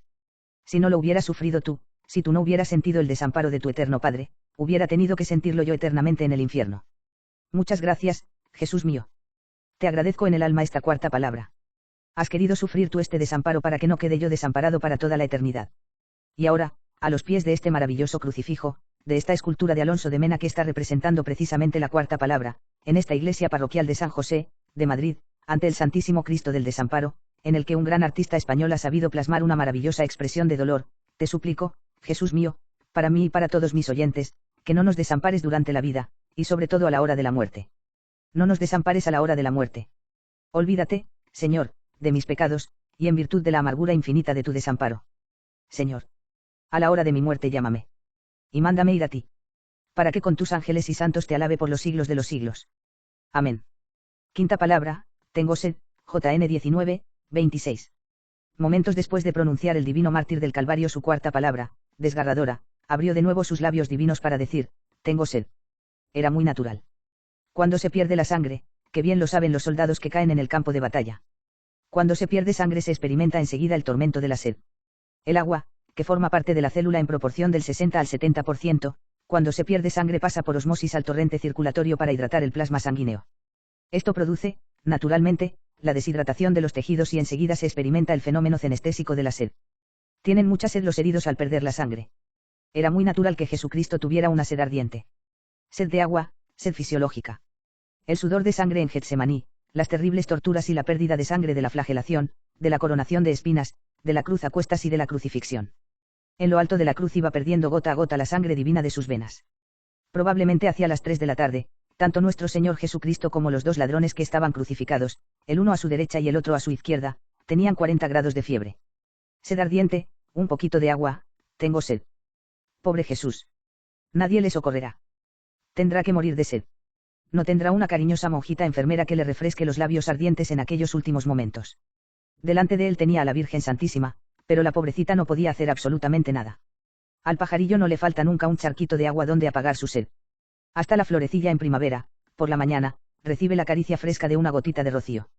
Pero nuestro Señor Jesucristo, el Creador del mundo, el que había creado aquellos ríos del paraíso terrenal, el que mandó a Moisés herir con su vara una roca de la que brotó una fuente de agua clara y cristalina, no tendrá ni una sola gota de agua donde apagar su ardiente sed.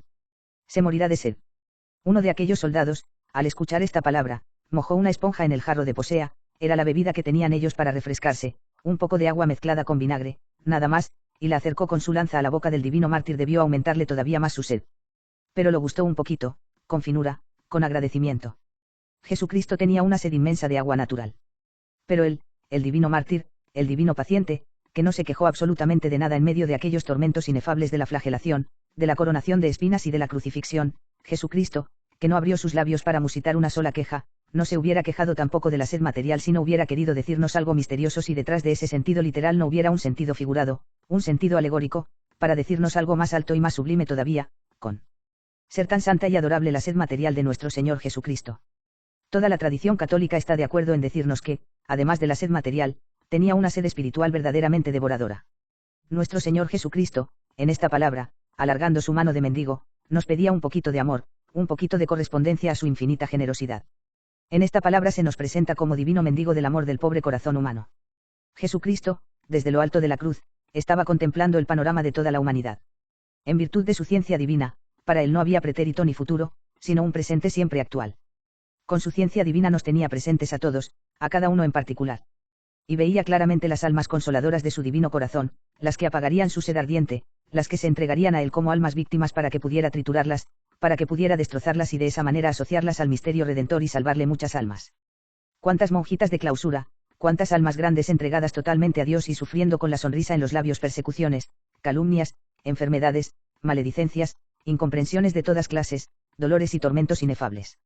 Son las almas víctimas, las almas consoladoras del corazón de Cristo. Veía a Teresa de Jesús en éxtasis, a Santa Catalina de Sena con las llagas en los pies, en las manos y en Ille y Cora, on. Veía a San Pablo con aquel ímpetu apostólico que arrolló al mundo entero. Veía a todos los apóstoles a través de todos los siglos. Veía a las almas consoladoras de su corazón, las que le daban un poquito de agua y le consolaban en su amargura. Pero veía también a tantos millones de almas seducidas por el mundo, el demonio y la carne corriendo desenfrenadamente tras los placeres de este mundo, charquitos sucios de aguas pestilentes que no sacian el corazón humano sino que le aumentan más y más su hambre devoradora de felicidad, pobres hombres. El hombre es un sediento de felicidad. Cristo veía a todos los hombres del mundo que han sido, son y serán hasta el fin de los siglos. Nos veía individualmente a todos. Y a pesar de las diferencias de raza, clima, época y educación, en todos veía un denominador común, un fondo común en nuestras almas, un hambre y una sed devoradora de felicidad. El hombre es un sediento de felicidad. Nos la ha puesto el mismo Dios en el corazón. Somos sedientos de felicidad, pero cuánta gente, en qué proporción tan aterradora, equivoca el camino y va a beber esa felicidad en los charcos sucios del mundo, del demonio y de la carne. Y lejos de apagarla sienten que les quema las entrañas una sed inextinguible, cada vez más devoradora. Pecador que me escuchas. Pobrecito. Pero no lo sabes por experiencia. Aquella noche el barrio chino, cuando lanzabas aquellas carcajaditas de enano en medio de aquella orgía, parecía que eras feliz, parecía que eras dichoso, parecía que habías encontrado la suprema felicidad. Pobrecito. Y después encontraste que aquello era un charco sucio, que no te llenó el corazón. El corazón lo tenías vacío y después se te llenó de remordimientos, y pobre de ti si no llegaste a sentir los remordimientos. Pobre hombre sediento de felicidad. Buscando siempre apagar la sed que te devora y no lográndolo casi nunca, porque casi siempre equivocas el verdadero camino que conduce a ella. Los verdaderos amantes del corazón de Jesús, esos sí que aciertan. Van a buscar el agua de la felicidad en la fuente limpia y cristalina de donde brota, que es el corazón de Cristo, estos sí que aciertan. Porque solamente en Dios está la verdadera felicidad, y esto lo enseña la simple filosofía, señores. Es una tesis de ética, de filosofía natural, de moral natural, puede demostrarse cómo 2 y 2 son 4. Porque el hombre no quiere ser feliz una temporada, no se resigna a serlo por un plazo más o menos largo, quiere ser feliz para siempre, y no de una manera relativa y hasta cierto punto, sino de una manera total y sanativa. De manera que aspira en su corazón a una felicidad total, saciativa y para siempre. Pues esto es imposible encontrarlo en las criaturas, que son de suyo imperfectas, limitadas y caducas, esto solamente se encuentra en Dios. Y no en el tiempo, sino en la eternidad. Lo enseña hasta la simple filosofía. Pero la inmensa mayoría de los hombres no lo entienden y corren con desenfreno detrás del mundo, del demonio y de la carne. Pobrecitos. No saben lo que hacen. Han equivocado el camino, son sedientos de Dios, sin saberlo ni sospecharlo. Venid a Jesucristo todos los sedientos de felicidad.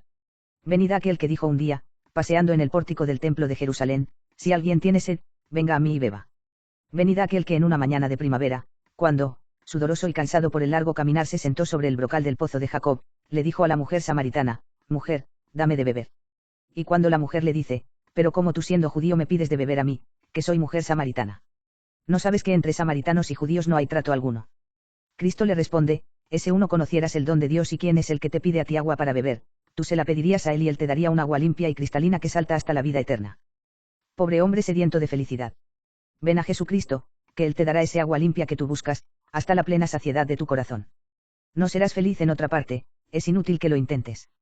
Tú, el marido infiel que a espaldas de tu legítima mujer le tienes puesto un piso a aquella mujer infame, no eres feliz, ni lo serás nunca hasta que rompas con esa amistad criminal. El remordimiento te corroe las entrañas. No eres feliz 1Z. Y lo mismo tengo que decirle a cualquiera que pretenda ser dichoso lejos de Cristo por los caminos del pecado. No serás feliz. Venid a Cristo todos los sedientos de felicidad.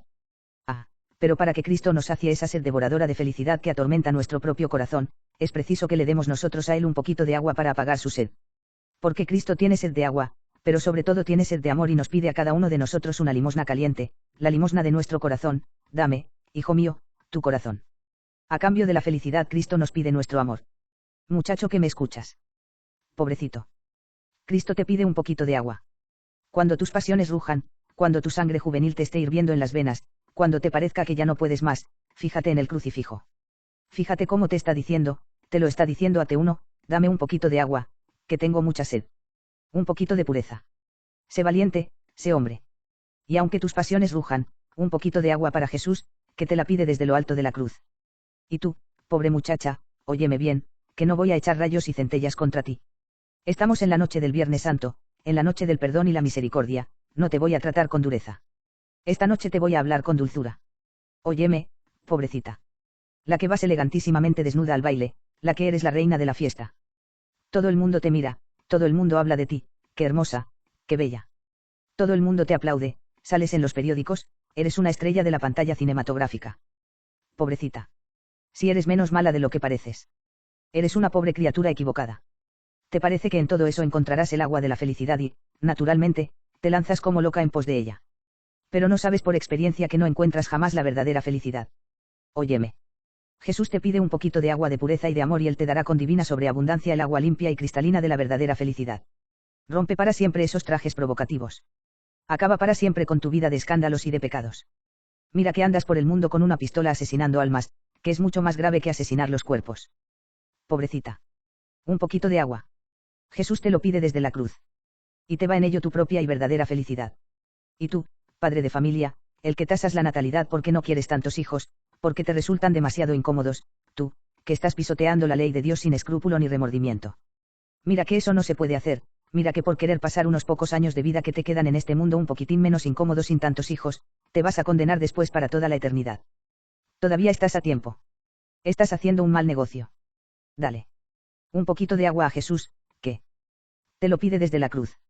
Cumple tus deberes de esposo, tus deberes de padre, cueste lo que cueste, aunque te resulte duro, te lo pide Jesús desde lo alto de la cruz. Y tú, comerciante, industrial, hombre de negocios, que estás ganando demasiado dinero y demasiado aprisa, conculcando los fueros de la justicia y de la honradez. Fíjate bien, restitución o condenación. A la hora de la muerte que amargura si te has enriquecido demasiado, si tienes muchos millones que tú no vas a disfrutar, pero que pesan sobre tu conciencia como un peso horrible por haberlos adquirido injustamente. Estás a tiempo todavía. Restituye, restituye sin excusas absurdas. A tiempo estás todavía de salvar tu alma y de darle un poquito de agua a Jesús, que te la pide para hacerte feliz eternamente. Y tú, rico, aunque tus riquezas sean legítimas y nada te remuerda la conciencia. Acuérdate de que un vaso de agua fría dado en nombre de Cristo no quedará sin recompensa. La limosna generosa y espléndida. Acuérdate de los pobres, que son los predilectos de Jesús.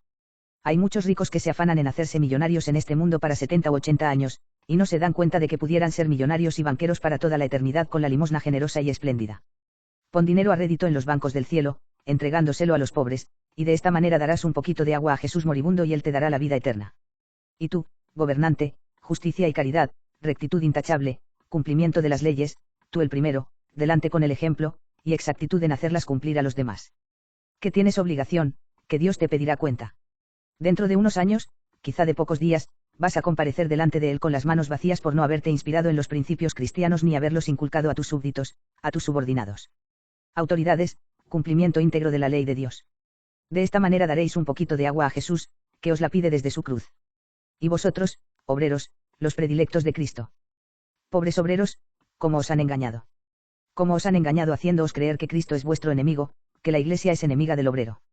Señores, Cristo, el obrero de Nazaret, el que tenía, no las manos finas del señorito, sino las manos ásperas del trabajador manual, el carpintero de Nazaret, el que predicó el amor a la pobreza, el que llamó bienaventurados a los pobres, a los desgraciados, a los perseguidos en este mundo. Cristo enemigo de los obreros. Es ya el colmo de la desvergüenza y del cinismo en la calumnia.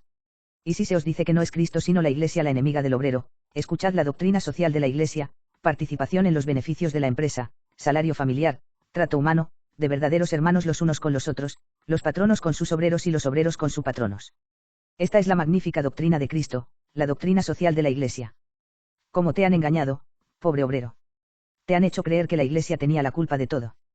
Te han engañado, te han envenenado. Pobrecito obrero, Cristo, desde lo alto de la cruz, te pide un poquito de agua. Vuélvete a Cristo, que serás recibido con los brazos abiertos, que eres el predilecto de su corazón. Obrero, vuélvete a Jesús en esta noche del Viernes Santo. Te está pidiendo un poquito de agua, y a cambio de ella te promete y te dará la verdadera felicidad. Y nosotros, los sacerdotes de Cristo, espíritu de sacrificio, espíritu de abnegación. Lancémonos con todas nuestras fuerzas a la conquista de las almas para que vayan al cielo, para que nadie se condene. Aunque tengamos que dejar jirones de nuestra propia vida en cada una de nuestras empresas apostólicas, aunque tengamos que morir prematuramente. De día y de noche, como el buen pastor, en busca de las ovejas extraviadas. Y a todos los que me escucháis, sacerdotes o seglares, hombres o mujeres, ricos o pobres, jóvenes o ancianos, a todos, en nombre del divino mártir, os pido una limosna, agua. Un poquito de agua para Jesús, que se nos muere de sed. Sexta palabra. Todo se ha consumado, todo está cumplido, JN 19, 30. Instantes después de pronunciar su quinta palabra, el divino crucificado pronunció la sexta, todo se ha consumado, todo está cumplido. Con su ciencia divina, y hasta con su ciencia humana, fue recorriendo todo el conjunto de las profecías del Antiguo Testamento y vio que estaba todo maravillosamente cumplido. No faltaba ni un solo detalle. El profeta Isaías había profetizado que nacería de una madre virgen. Y delante de él estaba la Santísima Virgen María, la Inmaculada, la reina y soberana de las vírgenes. El profeta Miqueas había dicho que nacería en Belén de Judá. Y en Belén de Judá, en el portal de Belén, nació el niño Jesús. En el Salmo 71 estaba profetizado que los reyes vendrían a adorarle, registarsis et insula emunera offerent. Y los reyes magos se presentaron en Belén y le adoraron y le hicieron presentes de oro, incienso y mirra como estaba profetizado en el Salmo. El profeta Oseas anunció que el Mesías vendría de Egipto. Y está ya la persecución de Herodes y el niño Jesús tiene que huir a Egipto, y la profecía que se cumple al pie de la letra, como estaba anunciada. Y será llamado Nazareno, y los primeros 30 años de su vida los vivió Jesucristo en la casita de Nazaret, será llamado Nazareno. Y saldrá la voz del que clama en el desierto y le preparará los caminos. Y el precursor, Juan el Bautista, se presentó delante de todo el pueblo diciendo, yo soy la voz del que clama en el desierto, preparad los caminos del Señor. Al pie de la letra. Se había cumplido. Estaba profetizado que entraría triunfante en Jerusalén sobre un pobre borriquillo. Y 5 días antes, el domingo de Ramos, entró triunfante en Jerusalén, sobre un pobre borriquillo. Estaba profetizado que sería vendido por 30 monedas de plata. Y en el pavimento del templo estaban todavía las 30 monedas de plata, precio sacrílego de la traición, arrojadas por el traidor Judas. Estaba profetizado en el Salmo 21 que se burlarían de él, lo acababa de recordar el mismo Jesucristo, mueven sus cabezas en son de burla. Sálvele Yahvé, puesto que dice que le es grato. Mi lengua está pegada al paladar. Han taladrado mis manos y mis pies y se puede contar todos mis huesos. Se han repartido mis vestidos y echan suerte sobre mi túnica. Todo se había cumplido al pie de la letra. Faltaba un detalle. El Salmo 68 dice expresamente, y en mi sed me dieron a beber vinagre. Y en aquel momento, el soldado, con la lanza, le daba a beber vinagre. Y Cristo, recorriendo todas las profecías del Antiguo Testamento y viendo que se habían cumplido maravillosamente todas en él, lanzó un grito de profunda, de íntima y entrañable satisfacción, todo está consumado, todo está cumplido. Es el grito del triunfador que se cubre con el laurel de la victoria. Ahí está. Lleno de heridas, pero de gloriosas heridas, ha triunfado. Consumatum est, todo está cumplido. O si queréis, y esto es más santo, más religioso y más elevado todavía. Más que el capitán que termina victorioso la batalla, es el sacerdote que después de celebrar la Santa Misa se dirige al pueblo y dice, Ait misa est, ya podéis marcharos, la misa está acabada. Con qué íntima alegría se diría Jesucristo a sí mismo en el fondo de su corazón, Iglesia Santa, ya te siento latir dentro de mí como las madres sienten latir a sus hijos momentos antes del alumbramiento. Ya te siento. Iglesia Santa, dentro de mí.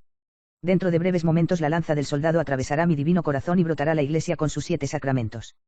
Ya tengo salvado al mundo, ya he redimido a la humanidad. Consummatum est, lo he cumplido todo.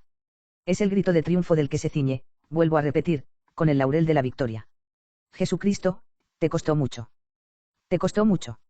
Naciste como un gitano, perdóname, Señor. Naciste como un gitano en el portal de Belén. Tuviste que huir como un facineroso a Egipto. Trabajo duro de carpintero durante 30 años. Y durante los 3 años de tu vida apostólica, de tu vida pública, no tenías dónde reclinar tu cabeza, y te insultaron y te blasfemaron. Ese uno te lanza los demonios en virtud de Belcebú, si es un endemoniado y un samaritano, no le hagáis caso. Y luego lo de anoche, aquel sudor de sangre, y lo de esta mañana, la flagelación y la coronación de espinas y la cruz a cuestas y la crucifixión. Te ha costado mucho, Jesucristo, pero has triunfado. Te felicito con toda mi alma. Has triunfado. Te costó, pero lo cumpliste todo hasta el último detalle. Y ahora puedes lanzar satisfecho tu grito de triunfo, todo se ha consumado, todo está cumplido. Es. Amadísimos de mi alma, todo pasa. Todo pasa. La belleza, el esplendor, las joyas, el triunfo, las alegrías, los placeres mundanales. Todo pasa. Pero también el sufrimiento, y el hambre, y la sed y la amargura y las persecuciones y las calumnias. Pasarán también. Tú que ríes, que gozas, que bailas, que te diviertes en contra de Cristo. Pobre de T1. Porque todo eso pasará, pero quedarán sus consecuencias. Y tú que sufres en la cama de un hospital, tú que soportas en silencio por amor a Dios las injurias de los hombres, las calumnias, a persecución, el hambre, la desnudez. Feliz y dichoso de T1, porque todo eso pasará, pero el mérito de tu paciencia y resignación perdurará eternamente. A la hora de la muerte todos lanzaremos nuestro consummatum est. Ah, pero qué distinto el consummatum est del pecador, del consummatum est del justo. El pecador, pasaron para siempre mis deleunotes, y ahora el infierno para toda la eternidad. El justo, pasaron mis tormentos, mis dolores y amarguras, y ahora el esplendor del cielo para siempre, para toda la eternidad. Estáis a tiempo todavía, pecadores que me escucháis, estáis a tiempo todavía. No es un pobre hombre el que os lo dice, es Cristo nuestro Señor desde lo alto de la cruz. Estáis a tiempo todavía. Ah, si quisierais de verdad. Qué alegría tan entrañable a la hora de la muerte, que consummatum est podríais lanzar a la hora de la muerte. Oídme bien todos. Escuchad lo que podréis decir a la hora de la muerte si queréis. En mis años mozos, ¿cómo me costó? ¿Cómo me costó vencer el ímpetu de mis pasiones? El gran problema de la juventud, sobre todo de la juventud masculina, es la pureza. ¿Cómo me costó?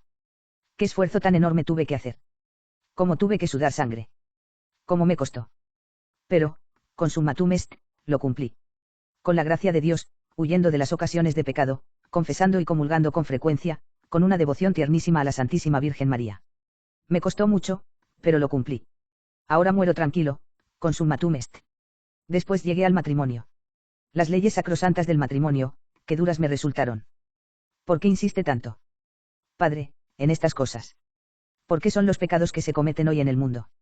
Yo no voy a perder el tiempo en aconsejaros que no os pongáis de rodillas ante una estatuilla de Buda, si no lo hace nadie, pero tengo que combatir los pecados que la gente comete, y los que la gente comete son precisamente estos que estoy repitiendo, por eso insisto, porque quiero vuestro bien, porque quiero vuestra salvación. Las leyes sacrosantas del matrimonio muchas veces cuestan mucho, hay que reconocerlo. Hay cosas que son muy duras. Cuestan mucho. Pero qué alegría a la hora de la muerte. Me costó mucho, pero cumplí la ley de Dios.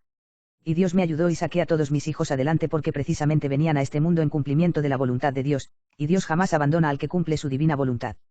Me costó mucho, pero lo cumplí. Ahora muero tranquilo, todo está consumado. Aquella mala amistad, cómo me costó arrancarla de mi corazón. La tenía metida en lo más hondo de mis entrañas, pero Cristo me advirtió en el Evangelio, ese uno tu ojo derecho te escandaliza, arráncalo y tíralo lejos de T1, porque te tiene más cuenta entrar en el cielo con un solo ojo que con 2 ojos ser sepultado en el infierno. Y si es tu mano derecha la que te escandaliza, córtala sin compasión y tírala lejos de T1, porque te tiene más cuenta entrar en el cielo con una sola mano que no con las 2 ser sepultado en el infierno. Y como eso no era más que el símbolo y la figura de aquella amistad criminal que tenía tan metida en mis entrañas, como me costó arrancarme aquel ojo de la cara, aquella mano derecha. Cómo me costó arrancármela. Pero la arranqué, y la tiré lejos de mí. Y ahora consummatum est, lo cumplí. Con qué alegría muero. Y aquellas malas confesiones, y aquel pecado vergonzoso callado tantas veces, como me costó confesarlo. Pero me convencí de que no tenía más remedio, confesión o condenación. Si le pido perdón a Dios, pero no quiero pasar por el sacramento de la penitencia instituido por nuestro Señor Jesucristo, Dios no me perdona, confesión o condenación. ¿Cómo me costó, después de tantas confesiones sacrílegas, cómo me costó? Pero por fin me confesé bien. Me costó mucho, pasé mucha vergüenza, pero me confesé. Y ahora, consummatum est, cumplí con mi deber, muero tranquilo y en paz. Ah, mis negocios. Cómo me tentaba el tintineo del oro, la sed de riquezas y el afán de ganarlas a toda costa. Pero fui un honrado. No gané ni una peseta injustamente. Gané menos dinero del que hubiera podido robar. Pero lo gané honradamente, y ahora muero tranquilo, consummatum est. Y nosotros, sacerdotes, qué alegría si a la hora de la muerte podemos decir en verdad, me entregué, me volqué, me destrocé, arruiné mi salud en busca de las almas. Pero con qué fe, con qué ardor las buscaba. He dejado a jirones mi vida en las zarzas del camino, pero consummatum est, lo cumplí. Qué alegría tan divina. Que nuestra última palabra, señores, sea una palabra sacerdotal. Porque todos somos sacerdotes en cierto sentido, regale sacerdotium, dice el apóstol San Pedro aludiendo a todos los eristianos. Todos participamos de alguna manera del sacerdocio de Cristo, todos podemos celebrar, cada uno a nuestra manera, nuestra misa particular, nuestra misa individual, mediante el cumplimiento de nuestros deberes y la inmolación de nosotros mismos en aras del sacrificio y la abnegación. Y a la hora de la muerte, después de haber dicho nuestra misa a todo lo largo de nuestra vida, subiendo poquito a poquito la cumbre de la colina del Calvario, podremos lanzar también nuestro grito de triunfo, Ait missa est. Acabada está la misa. Ya la he terminado, consummatum est. Y ahora al cielo para siempre, para toda la eternidad. Séptima palabra, Señor, en tus manos encomiendo mi espíritu, LC 23, 46. Se acerca el desenlace supremo. Cristo ha pronunciado su consummatum est. Se ha ido desangrando poco a poco, gota a gota, dice Séneca que morían los crucificados, perestillicida. El rostro de nuestro Señor Jesucristo se está transfigurando por momentos. Carne blanquecina que se vuelve violácea. Cejas hundidas. La nariz que comienza a afilarse. Los labios que se adelgazan. La Santísima Virgen María lo está presenciando todo y en aquellos instantes su corazón virginal experimenta una indecible angustia, ahora. Pero de pronto nuestro Señor Jesucristo se rehace. Su rostro cobra todavía frescura y vigor. Y levantando sus ojos al cielo clamó con una grande voz, Padre, en tus manos encomiendo mi espíritu. Padre. Ya no dice, Dios mío, como en la cuarta palabra. Ahora es el Hijo otra vez. El mismo que en su primera palabra quiso conmover el corazón del Padre cuando pedía perdón por sus verdugos, Padre, perdónalos, que no saben lo que hacen. Ahora vuelve a pronunciar esta dulcísima palabra, Padre. En tus manos encomiendo mi espíritu, es decir, en tus manos entrego voluntariamente mi alma. Me diste el mandato de subir a la cruz. Pero yo, tu divino Hijo, estoy totalmente identificado contigo. El Padre y yo somos una misma cosa. Dos personas distintas, pero una sola y misma esencia. La voluntad del Hijo estaba totalmente identificada con la voluntad del Padre. Eran dos personas, pero una sola esencia, el Padre y yo somos una misma cosa. Tú me mandaste morir en la cruz, pero yo la acepté voluntariamente, con mi plena libertad identificada con la tuya. En tus manos encomiendo mi espíritu, te voy a entregar el alma. E inclinando la cabeza, expiró. A te revés de lo que hacen los demás hombres, señores. Los hombres inclinan la cabeza en el momento de morir, no antes. Precisamente es la muerte quien les abate la cabeza. Bajan la cabeza por exigencia de la muerte. Jesucristo, no. Dice el Evangelio que inclinó la cabeza y después murió. Inclinó la cabeza como dándole su consentimiento a la muerte, como diciéndole, ahora, apodérate de mí. Inclinó voluntariamente la cabeza y murió. Pero si la muerte no tenía ningún dominio sobre él. Pero si era él quien tenía dominio absoluto sobre la muerte. Que lo digan sus resucitados, que lo diga la hija de Jairo, que lo diga el hijo de la viuda de Naim, que lo diga Lázaro, cadáver putrefacto de 4 días. Jesucristo les mandó resucitar y resucitaron. La muerte era súbdita de Jesucristo, no podía apoderarse de él. Solamente cuando él le dio su permiso, la muerte se acercó con respeto a la cruz. Et inclinato capite, dice el Evangelio, tradidit spiritum, y bajando la cabeza entregó su espíritu. Y, al instante un terrible terremoto sacude la roca del Calvario. La cruz de Cristo se balancea violentamente por la tremenda sacudida. La gente huye alocadamente. El velo del templo se rasga de arriba abajo. El centurión se golpea el pecho, verdaderamente este era el Hijo de Dios. Los muertos resucitan. La Virgen María contempla aterrada el espectáculo. Verdaderamente tenía razón un filósofo impío cuando en un momento de sinceridad dijo, la muerte de Sócrates es la muerte de un sabio, pero la muerte de Cristo es la muerte de un Dios. Murió Jesucristo como Dios que era. Con una majestad imponente. La naturaleza entera se conmovió ante la muerte de Cristo. Y el Antiguo Testamento terminó para siempre, el velo del templo se rasgó de arriba abajo como diciendo, se acabó para siempre. Las figuras ya no tienen razón de ser cuando está presente la augusta realidad. Y todavía el pueblo judío continúa en su obstinación. Esta misma tarde, en los cultos del Viernes Santo, ha subido al cielo la oración entrañable de la Santa Iglesia pidiendo por el pueblo judío, que está obcecado todavía, que tiene la mayor obcecación que registra la historia de la humanidad. Es increíble, señores, su ceguera y obstinación. La gloria más grande del pueblo judío es precisamente haber sido el pueblo del Hijo de Dios, el que un judío sea nada menos que la segunda persona de la Santísima Trinidad hecha hombre. Y en su terrible ceguera los judíos no lo comprenden. Rechazan su máxima gloria nacional, rechazan lo que debía enorgullecerá sobre todos los pueblos de la tierra. ¿Qué ceguera la de los judíos, señores? Se rompió el velo del templo, el Antiguo Testamento ya no tiene nada que hacer, las sinagogas están haciendo el ridículo en el mundo entero y no abren los ojos, no se dan cuenta de que el Mesías, el Redentor de la humanidad, es Jesucristo nuestro Señor. Jesucristo murió. Y murió porque quiso. Voluntariamente, ya que tenía pleno dominio sobre la muerte.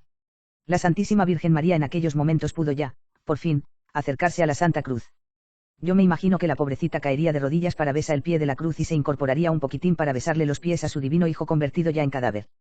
La cruz era muy bajita, se levantaba escasamente medio metro sobre el suelo, de manera que la Santísima Virgen, para besarle los pies a su divino hijo, tuvo que inclinarse reverentemente, acaso hasta ponerse de rodillas. Y me imagino que incorporándose poco a poco, haciendo un esfuerzo supremo, acaso poniéndose de puntillas, subiendo, llegaría a aplicar sus labios de Madre Virgen a la herida de su corazón abierto, del que acababa de brotar en aquel momento la Iglesia Santa de Dios. La Virgen Santísima, modelo de dolor al pie de la cruz. Jesucristo, ya cadáver, acababa de consumar la redención del mundo. A María le faltaba todavía el tormento de su amarguísima soledad. Jesucristo, qué buen pastor. Qué buen pastor has sido. Has sabido dar la vida por tus pobres ovejitas. Jesucristo, hace un rato te estaban provocando e insultando, ¿no eres tú el Hijo de Dios? Baja de la cruz y entonces creeremos en T1. Jesucristo, qué bien hiciste en no bajar de la cruz. Pobrecitos de nosotros si llegas a bajar. Porque estaba predestinado por Dios que la redención del género humano no se consumase sino en lo alto de la cruz. Tenías que morir en la cruz. Y en vez de mandar a la tierra que se abriese para hundir en el infierno a aquellos infames, pediste perdón por ellos, aceptaste en silencio aquel espantoso fracaso humano y no quisiste bajar de la cruz. Precisamente porque querías salvarnos a nosotros. Muchas gracias, Señor, porque no bajaste de la cruz. Porque quisiste morir en ella, muchas gracias. Señor. Y por ello cada año te recordamos con amor, y cada año te queremos más. Señores, ¿quién de vosotros, los cultos, los eruditos, se acuerda de las últimas palabras que pronunciaron en este mundo Sócrates, Aristóteles, Platón, los genios de la humanidad? Nadie se acuerda de ellos. Y sin embargo las 7 palabras de Jesucristo en la cruz todos los años las recordamos con amor. Y todos los años caemos de rodillas ante T1, divino crucificado. Y porque moriste por nosotros, cada vez te queremos más, te amamos más. Lo más grande, lo más limpio, lo más puro, lo más inmaculado del mundo ha caído siempre de rodillas ante Cristo. Y precisamente, fijaos bien, qué casualidad, los criminales, los malvados, los enemigos de la honradez, de la civilización, de la dignidad, de la decencia humana, los enemigos del orden social. Esos son los enemigos de Cristo. Pero no lo veis, no lo estáis viendo en el mundo de hoy como en el de hace 20 siglos. Lo más grande que ha habido en la humanidad ha caído siempre de rodillas ante ti, Jesucristo crucificado. Eres el más grande de los hijos de los hombres precisamente porque eres el Hijo de Dios. Ese uno hasta en el odio satánico de tus enemigos se advierte tu divina y definitiva grandeza. Te odian tanto, Señor, porque eres tan grande, porque eres la figura cumbre de la humanidad. Por eso ellos te persiguen y por eso nosotros te adoramos y caemos de rodillas a tus pies. Pero nosotros, Señor, no te adoramos como al filósofo más grande, como a la figura cumbre y al prototipo incomparable de la humanidad. No. Nosotros te adoramos porque eres el Hijo de Dios, porque eres la segunda persona de la Santísima Trinidad hecha hombre, porque estás sentado a la diestra de Dios Padre y vendrás con gran poder y majestad a juzgar a los vivos y a los muertos. Jesucristo, gracias por haber muerto por nosotros en la cruz. Earex. También nosotros moriremos. Moriremos todos. Sin falta. Nuestras vidas son los ríos que van a dar en la mar. ¿Qué es el morir? Allá van los señoríos, derechos a se acabar y consumir, allí los ríos caudales. Allí los otros medianos y más chicos, allegados, son iguales. Los que viven por sus manos. Y los ricos. Moriremos. Pero moriremos confiados, Señor, porque tú has muerto antes por nosotros. Yo quiero morir como tú, Jesucristo. Tú eres inocente, yo soy pecador. Pero tú has muerto por mí y por lo mismo ya puedo levantar mis miradas al cielo y con el corazón confiado decir, Padre, en tus manos encomiendo mi espíritu. Ya puedo morir tranquilo. Estoy perdonado, porque Cristo ha muerto por mí. Y quiero morir, no solamente como tú, Señor. Quiero morir contigo, quiero morir sintiendo tu corazón palpitar junto a mi corazón. Señor, te lo pido en esta tarde del Viernes Santo. ¿Qué quieres en recompensa por el sermón que acabas de pronunciar? Señor, que a la hora de mi muerte me concedas la dicha inenarrable de recibir el viático. Que pueda recibirte en mi alma, que pueda estrecharte junto a mi corazón, como buen pastor, momentos antes de comparecer delante de ti como juez supremo de vivos y muertos. Ven a mi corazón. Señor. Que reciba el viático, que sienta palpitar tu corazón lleno de amor junto a mi corazón moribundo. Señor, quiero morir no solamente como tú, sino contigo, presente en mi corazón. El viático. Y para todos mis oyentes, los que están abarrotando la iglesia de San José, de Madrid, y los millones de españoles que me están siguiendo a través de la radio, para todos ellos. Señor, te pido la misma gracia. Te pido que mueran todos con el viático en su corazón, con la alegría inmensa de sentir palpitar junto al suyo tu corazón de buen pastor. Quiero morir como tú, quiero morir contigo, y esta misma gracia te pido para todos mis oyentes, para todos los españoles y para todos los redimidos con tu sangre preciosísima que acabas de derramar en la cruz. Y tú, Virgencita de los Dolores, Reina y Soberana de los Mártires, tú que eres mi madrecita querida, tú que tienes la obligación de tratarme como hijo. Aunque yo sea malo, tú eres buena, tú eres la abogada y refugio de los pecadores. Fíjate bien, Virgen María, lo que te voy a decir, interpretando el sentir de todos mis oyentes y de todos los españoles, fíjate bien, madre mía querida. Mientras mi vida alentare todo mi amor para te uno. Mas si mi amor te olvidare. Madre mía. Madre mía. Aunque mi amor te olvidare tú no te olvides de mí, que si tú, Virgencita de los Dolores, Reina y Soberana de los Mártires, si tú no te olvidas de nosotros y vienes a la hora de nuestra muerte a recoger nuestro último suspiro, ya tenemos asegurada para siempre nuestra dicha y felicidad eternas. Porque con tus manos verllanals de madre y de corredentora nos llevarás hasta el trono de tu divino Hijo, y tú le arrancarás aquella sentencia de vida eterna. Bien, siervo bueno y fiel, porque fuiste fiel en lo poco, te voy a constituir sobre lo mucho, entra para siempre, en el gozo de tu Señor. Que así sea.